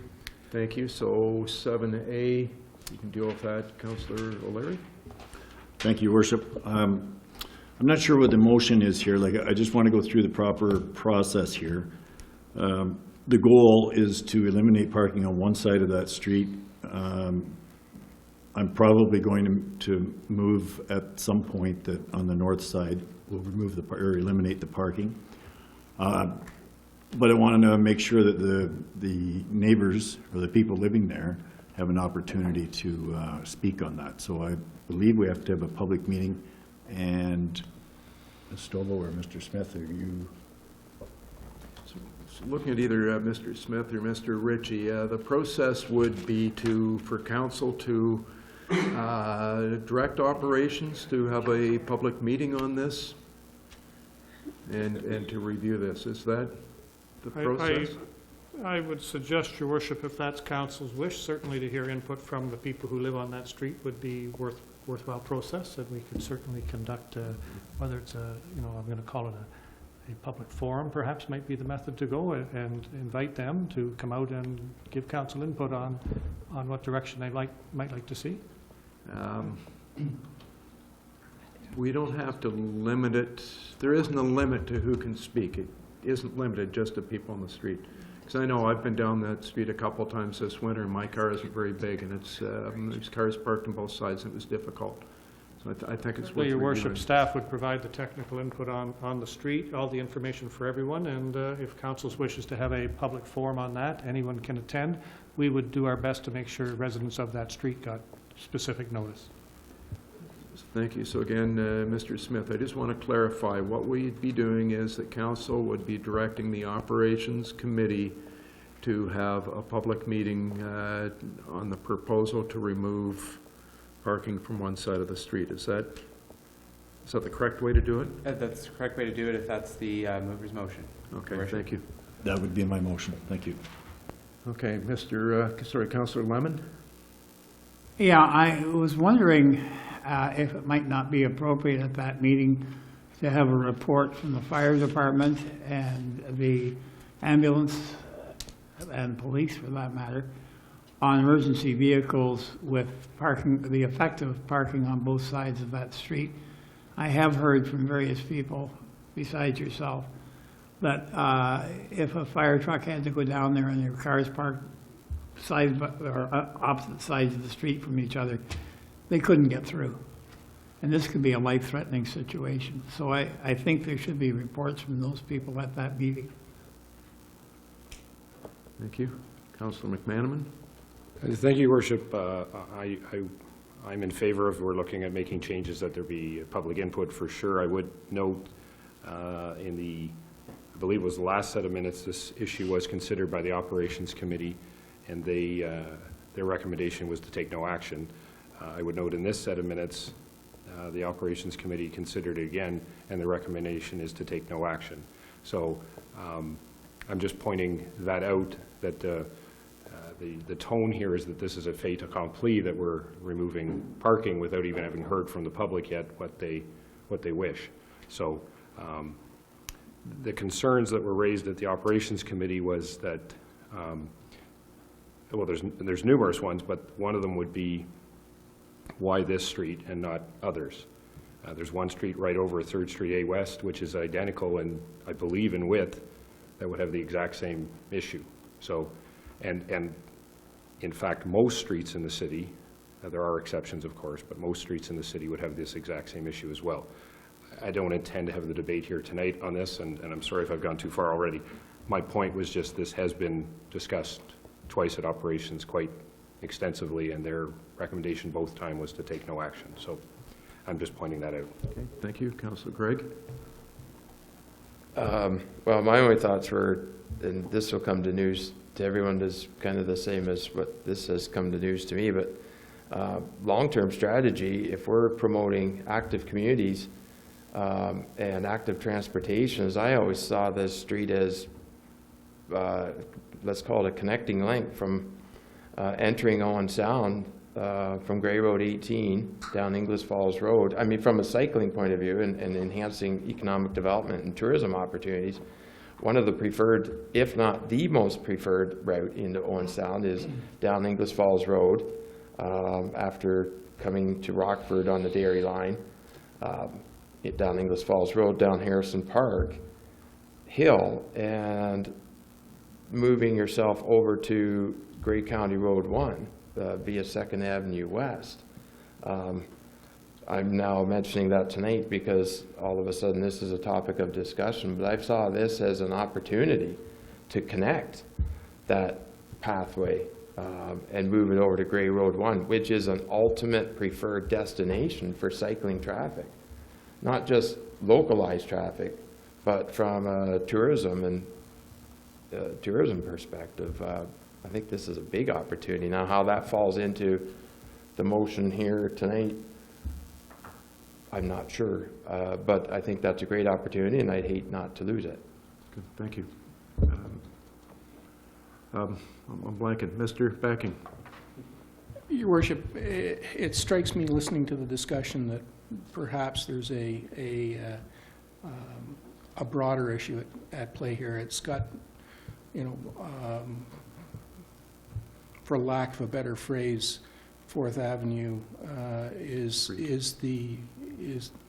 4th Street, beg your pardon, is the symptom, but not the real issue. And I'm wondering if perhaps the broader discussion that needs to be held is one of, you know, what should our parking standards be for on-street parking? And then harmonize, once that debate has been held and we've had a discussion about what we see as being the most appropriate for the community, then to develop a bylaw that will be applied across the municipality to address the parking issue. So it potentially could be looking at widths of streets, and if streets are only X wide, then I think that's the what I'm driving at. We know what the widths of all of our streets are, and you know, I'm hearing issues of active transportation, of connection of bicycle routes and so forth. It seems to me that if that's the broader discussion that perhaps council should be having, then staff can support that and focus the discussion in that direction. Anyway, just a suggestion, Your Worship. Going that way, Councillor Lemon? Well, having lived most of my, in fact, all of my life in Owen Sound on streets where there is limited parking on one side and the other side is no parking, I really feel that just measuring street width is confusing the issue, in that it depends on what kind of street it is. If it's leading into a cul-de-sac where you don't have a lot of through traffic. That was my question. Don't narrow. It was me that said street width. It wasn't Mr. Backing, just to be clear. So we're not. But I think handicapping. I think there is a matter of, I agree with active transportation. I'm not saying that's not important, but there's also the ability of our emergency vehicles to get around. And having been in more than one ambulance in my life, you really want them to be able to get to the hospital quickly, trust me. Okay, other discussion? I'm going to go back to the mover, Councillor O'Leary. Yeah, just to close out, further to Councillor McManaman's point, this isn't like any other street in Owen Sound. If an ambulance goes up this street and has to turn around, it's going all the way back to 8th Street, across the bridge, all the way back up 2nd Avenue West to the bottom of Moores Hill. One block down from there, 3rd. It's the same thing though. So it's like, you know, you're in a rush. It's both those streets are the same thing. There's parking on both sides of the street. And, you know, just by the way, a week ago tomorrow, I had to turn around on that street because there was 2 cars parked on the bend. One was running, the car was running, someone had just run in the house, but I had to back into the driveway and I went to the next street. I don't know, if that's an ambulance, are they gonna try the next street, or are they gonna go what's for sure, which is back to 8th Street, which is gonna cost another 5 minutes? And all I'm saying is, if that costs a life, my name's not gonna be on it. So that's all I'm doing. I'm gonna make the motion eventually that we eliminate parking on one side of that street. And if we have to go to a public meeting, fine, we'll just give them the opportunity. I've heard from one neighbor already that lives on the street by email, and she told me that she's agreeing with me 100%. But, I mean, that's only one person. Okay, so just to clarify, your motion today is?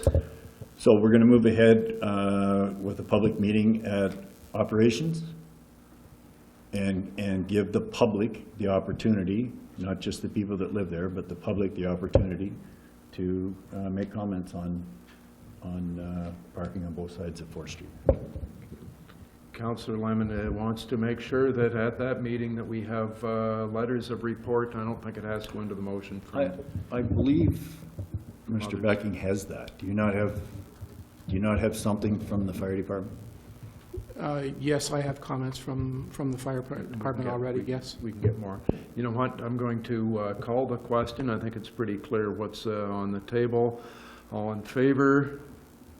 1, 2, sorry, Jim, your hand is up, it's down, it's up, it's down. 1, 2, 3, 4, 5, 6, that is carried. Councillor McManaman is opposed then. Good. Okay, thank you. Minutes of closed meeting, there isn't any other business. Councillor Gregg, you had 2 issues. Thank you, Mayor Body. The first issue I have is I happen to find interest in reading and scrolling through the municipal news, just out of seeing how many lifeguards Surrey, BC would be hiring every day. And I came across last week an article which referred to our police service here in Owen Sound. But because we, and I say we, alongside our city, Mr. Ritchie, we cut our subscription to the municipal news for this year. So I had to Google the news story, and it was in the Northumberland Today. But one paragraph in particular upset me, and I might just take a moment and read this paragraph. The story was centered about from comments from our police board chair, and he stated that he found it unfortunate that council had not asked the Owen Sound Police Department. The words were, Pierce said council could have come to the board and asked them if there was anything they could cut back on to bring the cost down before going to the OPP for a costing. And that's, in particular, the paragraph and the comments that most upset me. I thought this council had been quite clear in our direction since getting elected. One of the very first things we considered was the opportunity to look for an OPP costing, going back to one of our very first council meetings. We also removed, I believe, the per diem for the council member who was sitting on the police board because we didn't feel that was proper and felt it reasonable to save that money. And I think this council has been successful in lessening the tax increases from previous years. But moving forward, I'm always cognizant that there is more work to do. There's a lot in this story that refers to it as seemingly being a business, but I might point out that businesses are able to respond and react to changing market forces very quickly. And by that, I mean closings or layoffs or attrition or growth needs going in different directions. But in business, if you have a need to reduce payroll by $1 million, and it means you're flying to a department to do a staff reduction to 14 people, that's unfortunate, but that's your job and that's business. I've never seen that in our police department, and we had a report tonight that highlighted, again, a seeming ability for it to absorb a new staff member when there wasn't a vacant position. I thought perhaps concerned with some internal capacity that I thought maybe was there when the quote was done a couple years ago, providing servicing for the Meaford municipality. And I just found that irregardless of whether the Owen Sound Police Service or OPP are providing the service, its mandate, I think, is to provide a service at an acceptable cost. And I think every day it should be considered to cut down on cost. I thought this council had made it quite clear, or that it would be very clear to most. And I'm just disappointed in those comments, having seen them in the Northumberland Today newspaper. So it's just my comments. Thanks. Other comments, observations?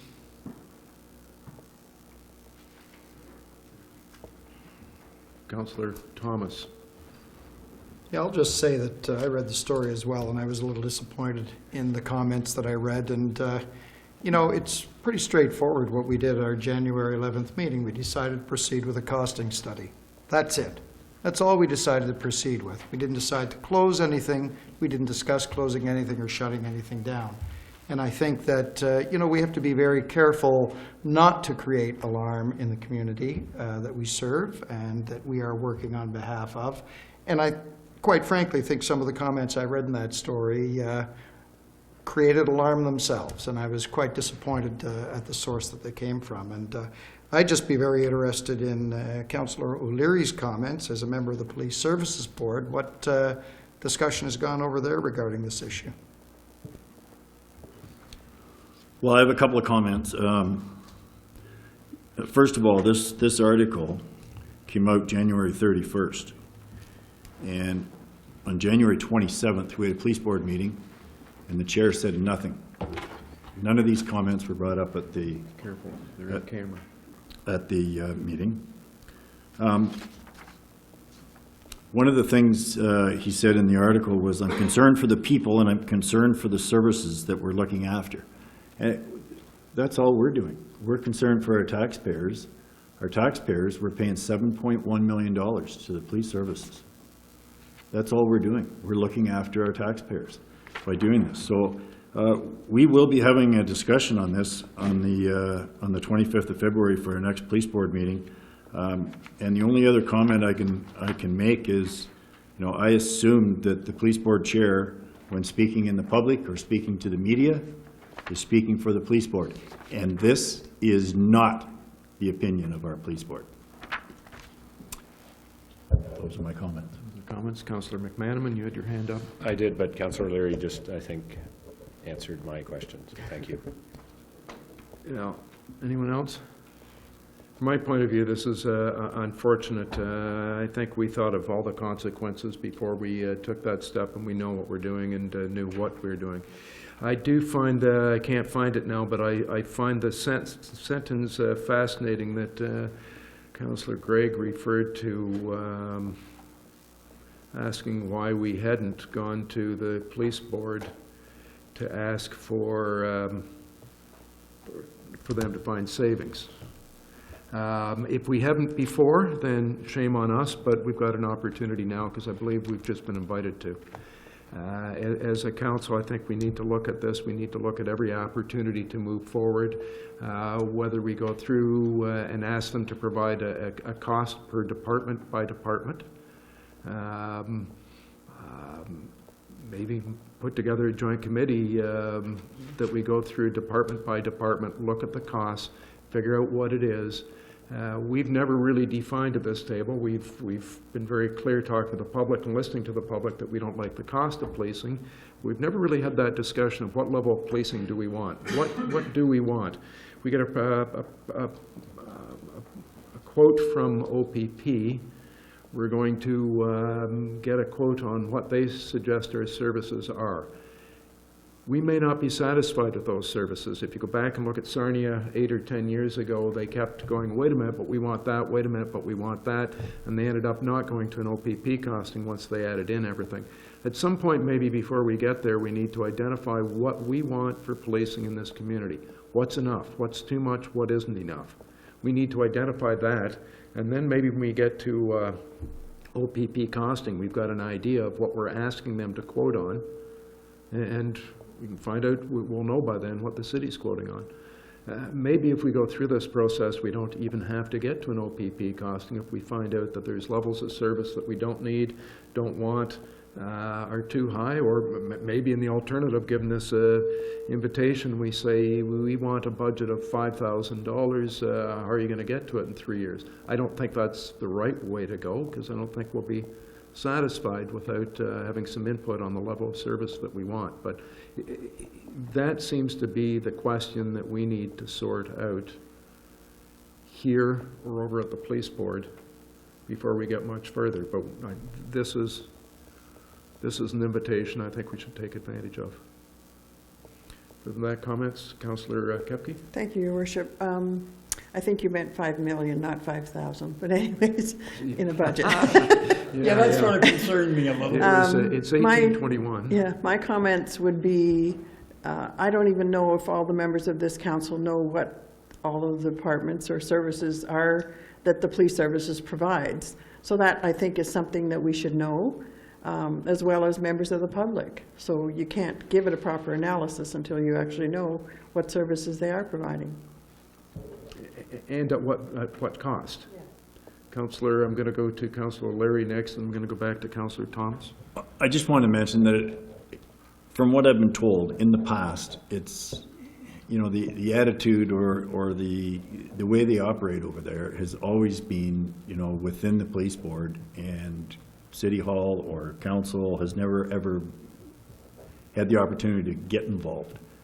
This police chief, the way it looks, is at least open to that. So I think that's making a big difference, that we have someone that we can work with and at least you know, get into having these discussions that we all want to get into. Thanks. Back to Councillor Thomas. Yes, thanks for your comments, Your Worship. I think you put a spin on it that maybe some of us hadn't thought of before.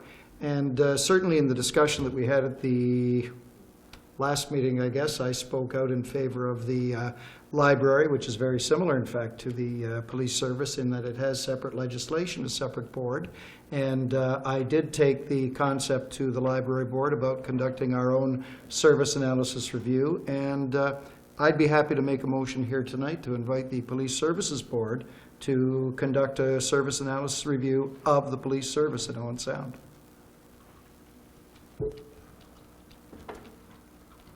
Huh. Councillor Gregg, you've got your hand up. I'd echo Councillor Thomas's comments. I think he said it very well. It's something actual costing. And are we happy with the service level, or can we take to the public a lesser service level and a lesser cost, and let them be the judge, and in 2.5 years again they would be the judge of whatever decision we make. I just wonder if there's a particular cost that would come with that. Is the library incurring significant extra costs to do such a project, or? No. Does that get you where you want to go?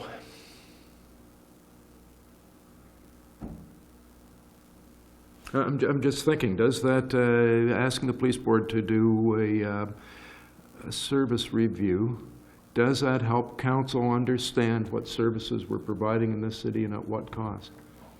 Well, I think we do have council representation on that board. And, you know, as far as I'm concerned, the job of any councillor on a board is to represent not just the group of us, but the taxpayers. But then we hit a closed meeting and we can't come back and tell you what we discuss, and that's the frustrating part for me anyway.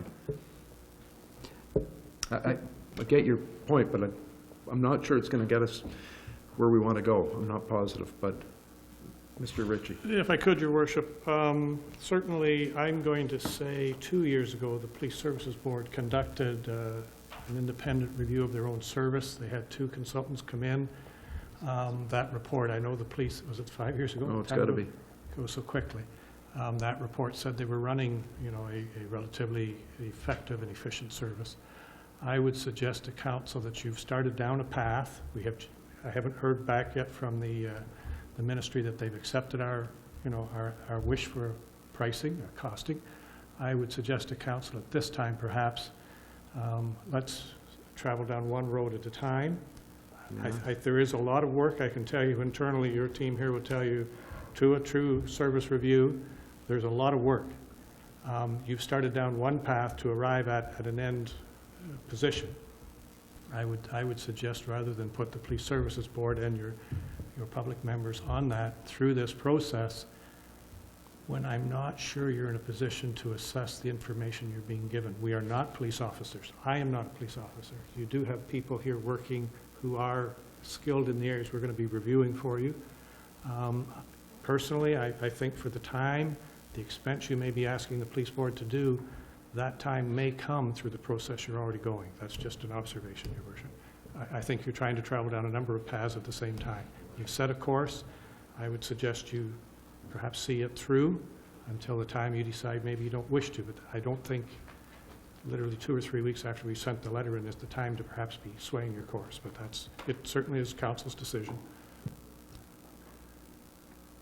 Councillor Laird, then Councillor Lemon. Thank you, Worship. I'm just wondering if I could just ask you to hold off on that motion and give Mayor Body and I an opportunity, at least at the next police board meeting, to proceed in what Mayor Body has come up with. Like, if we could ever strike an ad hoc committee whereby, some of council is involved in a discussion over, what we want for a service, or the opportunities that whether we could, what would a $5 million budget look like, or what would a $6 million budget look like? And if we're able to get that discussion or to move that forward, I think we'd be a lot better off, because then we would be involved. If we're unable to do that, then, maybe move to that later on. Just a suggestion. Or maybe we do wait until we've got an OPP costing to try and compare those apples and oranges. I don't know which goes first. Councillor Lemon, you had your hand up. Yeah, one of the questions that would be really interesting as part of anything we do is to take our comparators, the municipalities that we often compare ourselves with, and see the number of officers that we have compared to the number of officers they have, and the crime rates. I don't know whether we've got more officers than we need or not. I can't, at this point, make an informed comment. It would be interesting to see what people like Brockville, Stratford, et cetera, do in terms of their number of police officers, number of cars, everything, and just do a comparator and see where we actually stand and how our costs compare with those municipalities on a per capita basis, per capita of the population. That would be really interesting. And Brockville's a number of months ahead of us on police OPP costing. Go ahead. I would be happy to withdraw my motion. Thank you for the comments, Mr. Ritchie. I think that's well put. Good. Everyone's good with that? Gives us time to think about it as well. Councillor Gregg, you had another matter. Thank you, Mayor Body. The second matter, and I'm going to preface this from my notes here, because this is a very sensitive matter to everyone in our community. And it's tough to speak on, and it's tough to be labeled. So I do want to take a moment here. But last week there was some comments from our MPP in the newspaper which struck me and I thought were somewhat premature. And it had to do with Bill 2, which is PTSD legislation currently in front of the government in Toronto. We all share a huge concern for the mental health of all in our community. And this is understandably a sensitive and difficult subject to many, some more so stemming from circumstances or experiences due to their employment. But I do feel that I can speak to this. I had a wedding party paramedic who carried another member of my wedding party in an ambulance the night he died in a snowmobile accident. So I have been close to these events that could affect emergency personnel very closely. I've had a member of my extended family commit suicide. I'm an active, enjoyed, I see Jackie still here tonight, the Ride Don't Hide ride for mental health. And I look forward to it again this year. I see it's a week later and it might be a little warmer. I'm a West for Youth supporter alongside, I know Councillor Thomas has been a big supporter of that event in West Grey. But last week our MPP stated that the Liberal government should fast-track this bill, and I disagree with that. I think that communities should get some opportunity for input and to be consulted, or that the provincial government provides some mechanism to offset higher costs to local taxpayers. This is a bill that would issue changes or, realize changes to existing WSIB, and it would presume a first responder's PTSD was caused by their job. Currently, doctors show the link, and I'm not here tonight, nor am I qualified to discuss PTSD. What I'm concerned with is any representatives in government above us that would be so quick to want to fast-track legislation that affects the local taxpayer. And in this case, it absolutely does. It's us, both within Owen Sound and within Grey County, that would be affected most, being its paramedic and police and fire personnel. So I just want to show my support tonight, and I think we should show our support to the Honourable Minister Flynn in properly giving this bill adequate time and due consideration, and I think consultation with municipalities is fair and reasonable. I think that's the case it should be with any matters that affect municipal budgets. Thank you very much. Councillor O'Leary? Yeah, just to speak on, and I know you don't want to get into the discussion with PTSD, but it is real, and the other side of the coin is, we have an obligation to protect our police officers, our firefighters. I mean, I know there's other situations, but we have to care about, what they go through. And I think at the end of the day, it's got to be diagnosed properly. And it's just like the WSIB. I think the first thing that people think of is, well, you see people that absolutely abuse WSIB, and it's the first thing that comes to mind when you talk about something like this coming in. Well, how are they going to measure it? So, but I think as a council, we're obligated to protect these people, and we have to be careful, how we move forward on the discussion. Thanks. And I do note the Ontario Association of Police Services Boards are a lobby group that all comes together, and they're very active this week and have been in the past on post-traumatic stress disorder. We have some officers that of course suffer, and you don't know what's going to cause the suffer, but the hope is that you're going to be able to diagnose these things, not bury it, be a little bit more awake, be a little more on top of it, recognize the issues.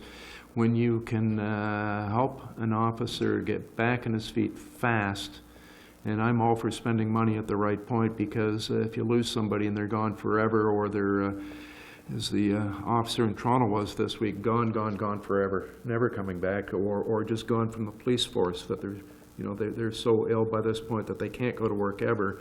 You've sometimes lost a really, really good, well-trained, experienced police force, police person that you don't want to lose. So if we can find a way to, even if it costs a little bit more, it'll probably save us in the long run, because they'll keep working once they get cured, once it gets recognized sooner. But it's a challenging issue. There are police boards, service boards, et cetera, that are do have input and are lobbying the government, as I'm sure AMO and others will be as well, but good point. Thank you. Councillor Dodd, you had two items from the Tom and someone else. Thank you, Your Worship. First off, I just wanted to mention on January 17th, Councillor Greg, Mayor Body, and myself, we were honored to be at the Tom Thompson Art Gallery for a coin presentation. It was a $20 silver coin titled Spring Ice, which is actually a Tom Thompson painting from 1916. It is one of two coins the gallery has, the Mint has issued. This one is a pure silver coin. The other one is a pure gold coin.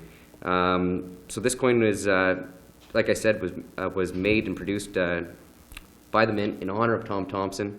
And I think there's going to be a little bit more to come here in the near future as we get closer to 2017. It's a pretty big deal. These coins, I don't know, I'm a huge coin collector, so these coins there's 8,500 of these ones called Spring Ice. So if you're really interested in both art and history and coin collection, it's a great piece to have, and we're honored to have that and being recognized by the Royal Canadian Mint. So the gallery did have some on sale, and they're $115 for the silver coin, and the pure gold coin I think is around $2,900, but there's about 500 in the world. So the other one was Georgian Bay is the pure gold coin, so it's actually kind of cool to look at too, because if you actually look at the coin, it's the way they can etch it is beautiful. Anyways, so if you have an interest in that, that was something great that happened in the community. The second one was about Larissa Yurkiw. I know Councillor O'Leary had brought this up at our last meeting about some of the successes of Larissa Yurkiw, a native of Owen Sound. She actually finished in another top 5 finish this past weekend. She placed 4th. It was about 1/4 of a second off from another podium finish. So I think it's pretty fair to say that Larissa is one of the most consistent and best female downhill skiers in the world. There also is an ongoing online vote for the Canadian Alpine Skier of the Year, and Larissa currently is leading that vote by 1,400 votes. And that you can make that vote online at http://aca.awards.org/athlete. And that voting goes until March 4th. And considering the story behind Larissa being dropped from Alpine Canada and seeing the successes that she's done, the fundraising she's done, I don't think there'd be anything better than let her be the Alpine Skier of the Year. So congratulations, Larissa. We're always here cheering you on. Thank you. Councillor Thomas.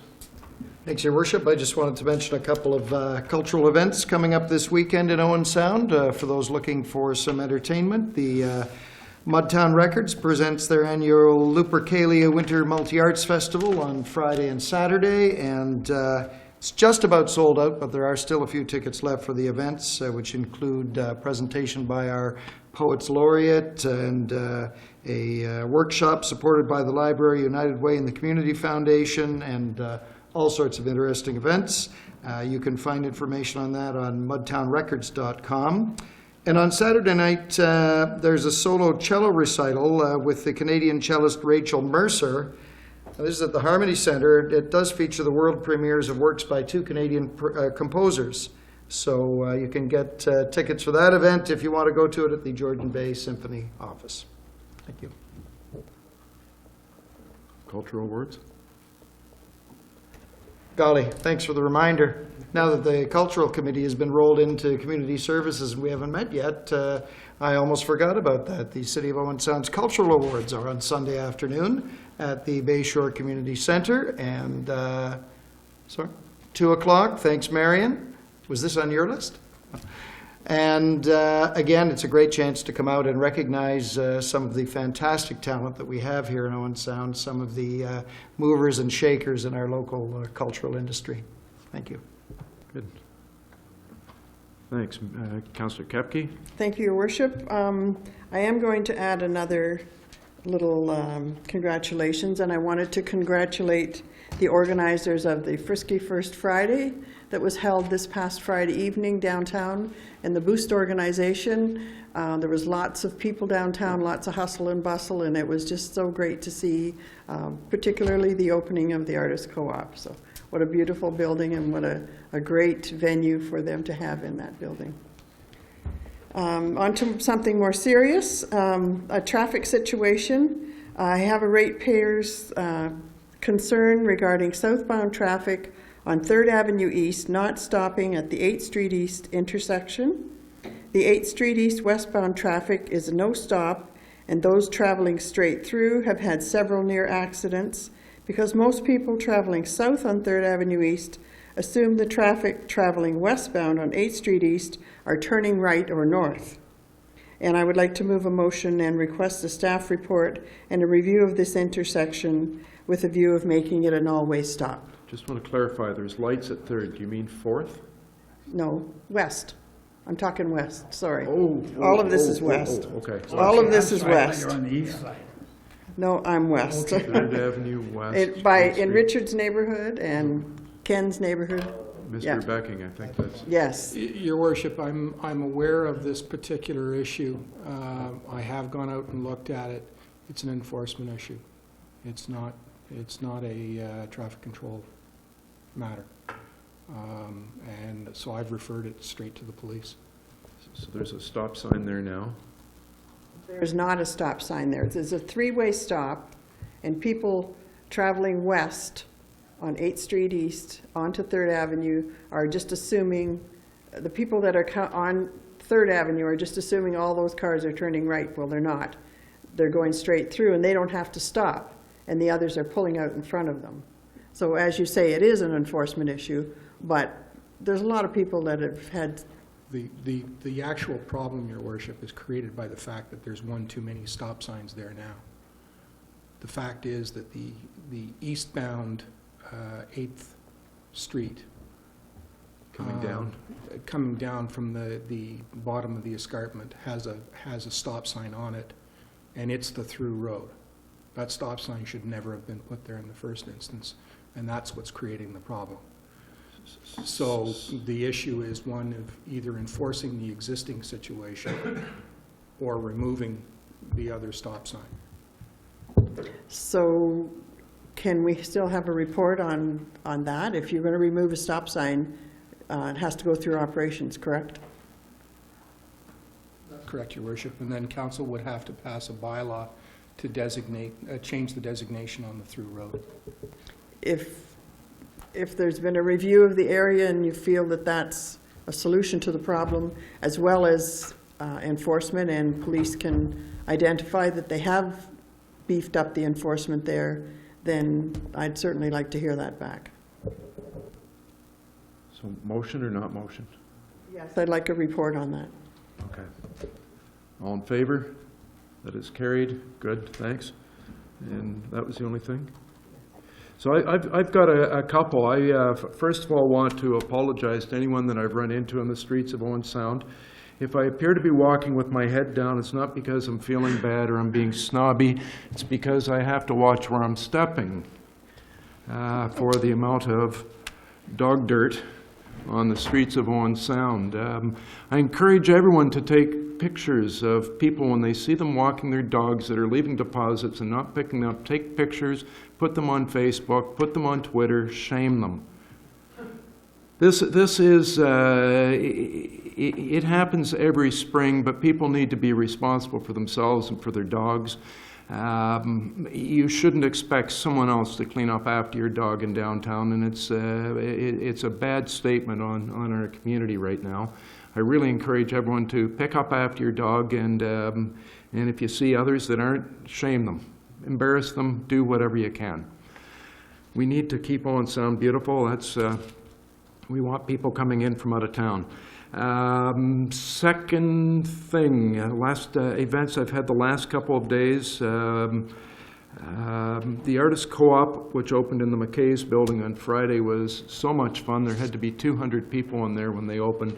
The place is full of art. The Artist Co-op was always one of those first places that I went for wedding presents or for Christmas presents, because you can get something unique that you know, when you get married and you get 12 toasters, sometimes it's kind of fun to find something different. And the Artist Co-op has been really great at that for the last couple of years. This shop is really wonderful. They've got the old McKay's track going. If you remember the money rail that runs along, they've got it going again. They've got some other things, showcases and things from some of the old displays and things that are in the showcase from McKay's that are there. It's really, really nice. There's been a lot of traffic through there every time I've been there. I am confident that it's going to become an anchor for downtown, that other stores will move around it and it'll become a bigger draw. So congratulations to all of the artists in the co-op, 23, I think? 40 artists in the co-op that have made that big step and put it together, and to Mr. Mundell, who owns the building, that has put it together, and he's done a really nice job bringing it back. On Saturday, I got to go to the Chinese New Year This year is the year of the fire monkey. Being New Year's, the color is red, so that went this weekend. So it's good to see 1, 2, 3, 4, 5 of us with some red ties on. We have an amazing history in Owen Sound with China, and I'm learning more of it as I've gone along. Everyone knows of Bethune being a national hero. Dr. Bethune being a graduate of OSCBI, goes over in 38, 39. He's there for about a year and a half and becomes a national hero in providing medical services during a war. There's books written on him, and everybody in China knows who he is. In 1881 or 91, I can't remember, an OSCBI graduate named Retta Gifford became Retta Kilbourne, went over, 1881, female, doctor, came back to Owen Sound, practiced for 2 years, then went to China, got married there. They set up the university, the first university in Western China in Chengdu. They set up a med school there. They set up a hospital there. She set up a women's hospital there and a children's hospital. She was influential, if not the most important person, for ending the binding of girls' feet and stopping that practice. She was there until 1933. Her 4 children, they were all involved there in either teaching or medicine. Grandchildren were there after that, had quite an influence on the area. So these people went as, were born as, some of them born as children, went as missionaries. There's quite a contingent of missionaries that were in that whole area, Dai, Chengdu. Dr. Annis, that some of you will remember in Owen Sound, was actually born in China. His parents were missionaries. There's children, other children and grandchildren of missionaries living in this area. So we've got this very, very good relationship already, historic relationship with the area of Chengdu, and specifically Dai, which is a county town like us outside of Chengdu. It's a agricultural area, it's got education, it's got culture. One of the mountains is where the, I can never remember the guy's name, that the book of Taoism. Taoism is the biggest religion in China. It was written right there in Dai, which is very interesting. A few years ago, the previous council decided to twin with that city of Dai. Through economic development, we've talked about doing it, making sure that we do it and that we get it done. We have to go and sign papers there. I will be going over in April to sign the papers there and invite them back to Owen Sound. We hope to get a cultural exchange. We hope to get perhaps an educational exchange with the college and to be able to build on this. There's a lot of Chinese people that will send their children out to North America to high schools and universities and colleges for education. We're hoping this is a good opportunity. The question that keeps coming up, and I want to be clear, while I'm there at Dai, the host will be providing hotel and transportation services. Personal expenses will be on me, they're mine, and the city is helping to pay for my trip over there. We'll sort out exactly how much after. Figure out what all the expenses are. I'll come back and we'll do an accounting if anyone requests on what the cost is. I believe this is a great opportunity for Owen Sound. China is clearly the emerged, it's no longer an emerging, the emerged big economy. Trade, I was looking at the other day, trade surplus of $3.99 trillion with the rest of the world. We're going to have to learn to trade and have relationships with China, and this is an opportunity for the city that was recognized a few years ago by the previous council, and I look forward to representing us there in April. This weekend, go ahead. Thank you, Mayor Body. I was just, you've said some really wonderful things throughout the evening here tonight, and I was just wondering, I waited for 3 days to find out who the lottery winner was. Was that just a roundabout way of telling us in Owen Sound who won the $60 million? I checked with Mr. Ritchie, and he advised that the city did not buy the lottery ticket. Just think, we'd put the money into the bank and we'd hand the whole thing over to a neighboring municipality and say, here, you can have it. Coming up this week, you covered Lupercalia, you've covered the cultural awards. There is a Mariners service. This is the 24th annual Mariners service at St. George's Church. So a really nice service at 10 a.m.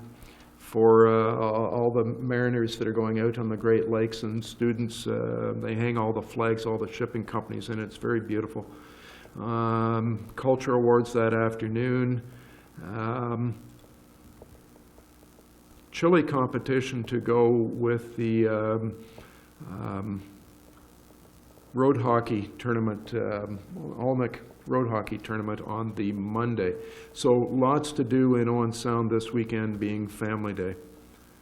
And I think that's all that I've got to cover. Okay, Peter, sorry, I skipped you, didn't I? Yeah, what I wanted to show everyone was I happened to be in a store and saw this World War II quarterly, and there is a very extensive article in it. It's the winter edition on the sinking of the Jervis Bay and the valor of the men, including an Owen Sound resident, in that, and it was the only captain in the looking after convoys who received Victoria Cross. And if you get a chance to read this, it's a really inspiring article of the valor of these guys. Talk about David and Goliath. They had World War II guns up against a full battle cruiser. They lost, but they saved a lot of ships in the convoy. And I think that's good reading, which is sort of a way that we should honor this with getting on with the cleanup of the Jervis Bay area. So again, what's the name of the magazine? Where did you get it? World War II Quarterly, Journal of the Second War. It's part of the warfarehistorynetwork.com. And I got it just across the street at Turney's, but I'm sure it's probably in other stores that have magazines and that type of thing. I've seen it around. And this is just absolutely wonderful because there are some copies of some of the paintings that were done after the war about the sinking and the valor of these men. And the captain, who was, I believe, Irish, yeah, he was Irish, and it's really interesting how a Canadian sailor was on Her Majesty's ship at Jervis Bay. But he was there, and he perished. Yes, John Jeffcott was on the Jervis Bay, and he said when it sailed from Halifax, plus, of course, our own citizen, Mr. Johnson. So I think if you see that, it's good reading, and I'm going to see if the library's got it. Good, thank you very much. But it was just nice to see some reference to it. The first time I've seen an article of this size in a magazine about it. So you weren't quite here yet when I drew the list for other business, and I drew a line under your name because I thought you might have anything. Anything else? No, that is the main thing that I have. I have some other things that will be coming up at the next council meeting, but this time that's it. Things are progressing on a number of fronts in terms of the project we're working on. Good, thank you very much. So that completes number 12, other business. So we're down to a motion that the committee rise and report. Councillor Dodd. Moved by myself that the committee rise and report. All in favor? That is carried. Back in formal session, resolution adopting proceedings. Thank you, Your Worship. Moved by myself, seconded by Councillor Thomas, that the action taken in committee of the whole in considering public meetings, deputations, public question period, matters arising from correspondence, reports, matters tabled, motions for which notice was previously given, and other business be confirmed by this council. All in favor? That is carried. Thank you. Notice of motions. Seeing none. New business by resolution. We have none. Bylaws. Mr. Smith. Thank you, Your Worship. There are 8 bylaws on tonight's agenda. 1 bylaw to confirm the business of the meeting. 3 bylaws to issue debentures for LED streetlight conversion and frozen water services, the installation of solar panels, and the wastewater treatment plant upgrade. and 4 bylaws to execute agreements already authorized by council. 4, the amendment to the existing credit facilities agreement with Royal Bank, an amendment to the an agreement with the Ontario Minister of Transportation for gas tax funds for public transportation, 1 for the use of the Julie MacArthur Regional Recreation Centre for the South Centre AAA Adam qualifier, and an amendment to the agreement with the Federal Minister of Transport for public access to Sound Street Beach. Good, thank you. Thank you, Your Worship. Moved by myself, seconded by Councillor Thomas, that bylaw numbers 2016-13, 2016-14, 15, 16, 17, 18, 19, and 20 be passed and enacted. All in favor? That is carried. Thank you. That completes our business. It is now 9:45 or 9:45. Good meeting. Thanks, everyone. We're adjourned.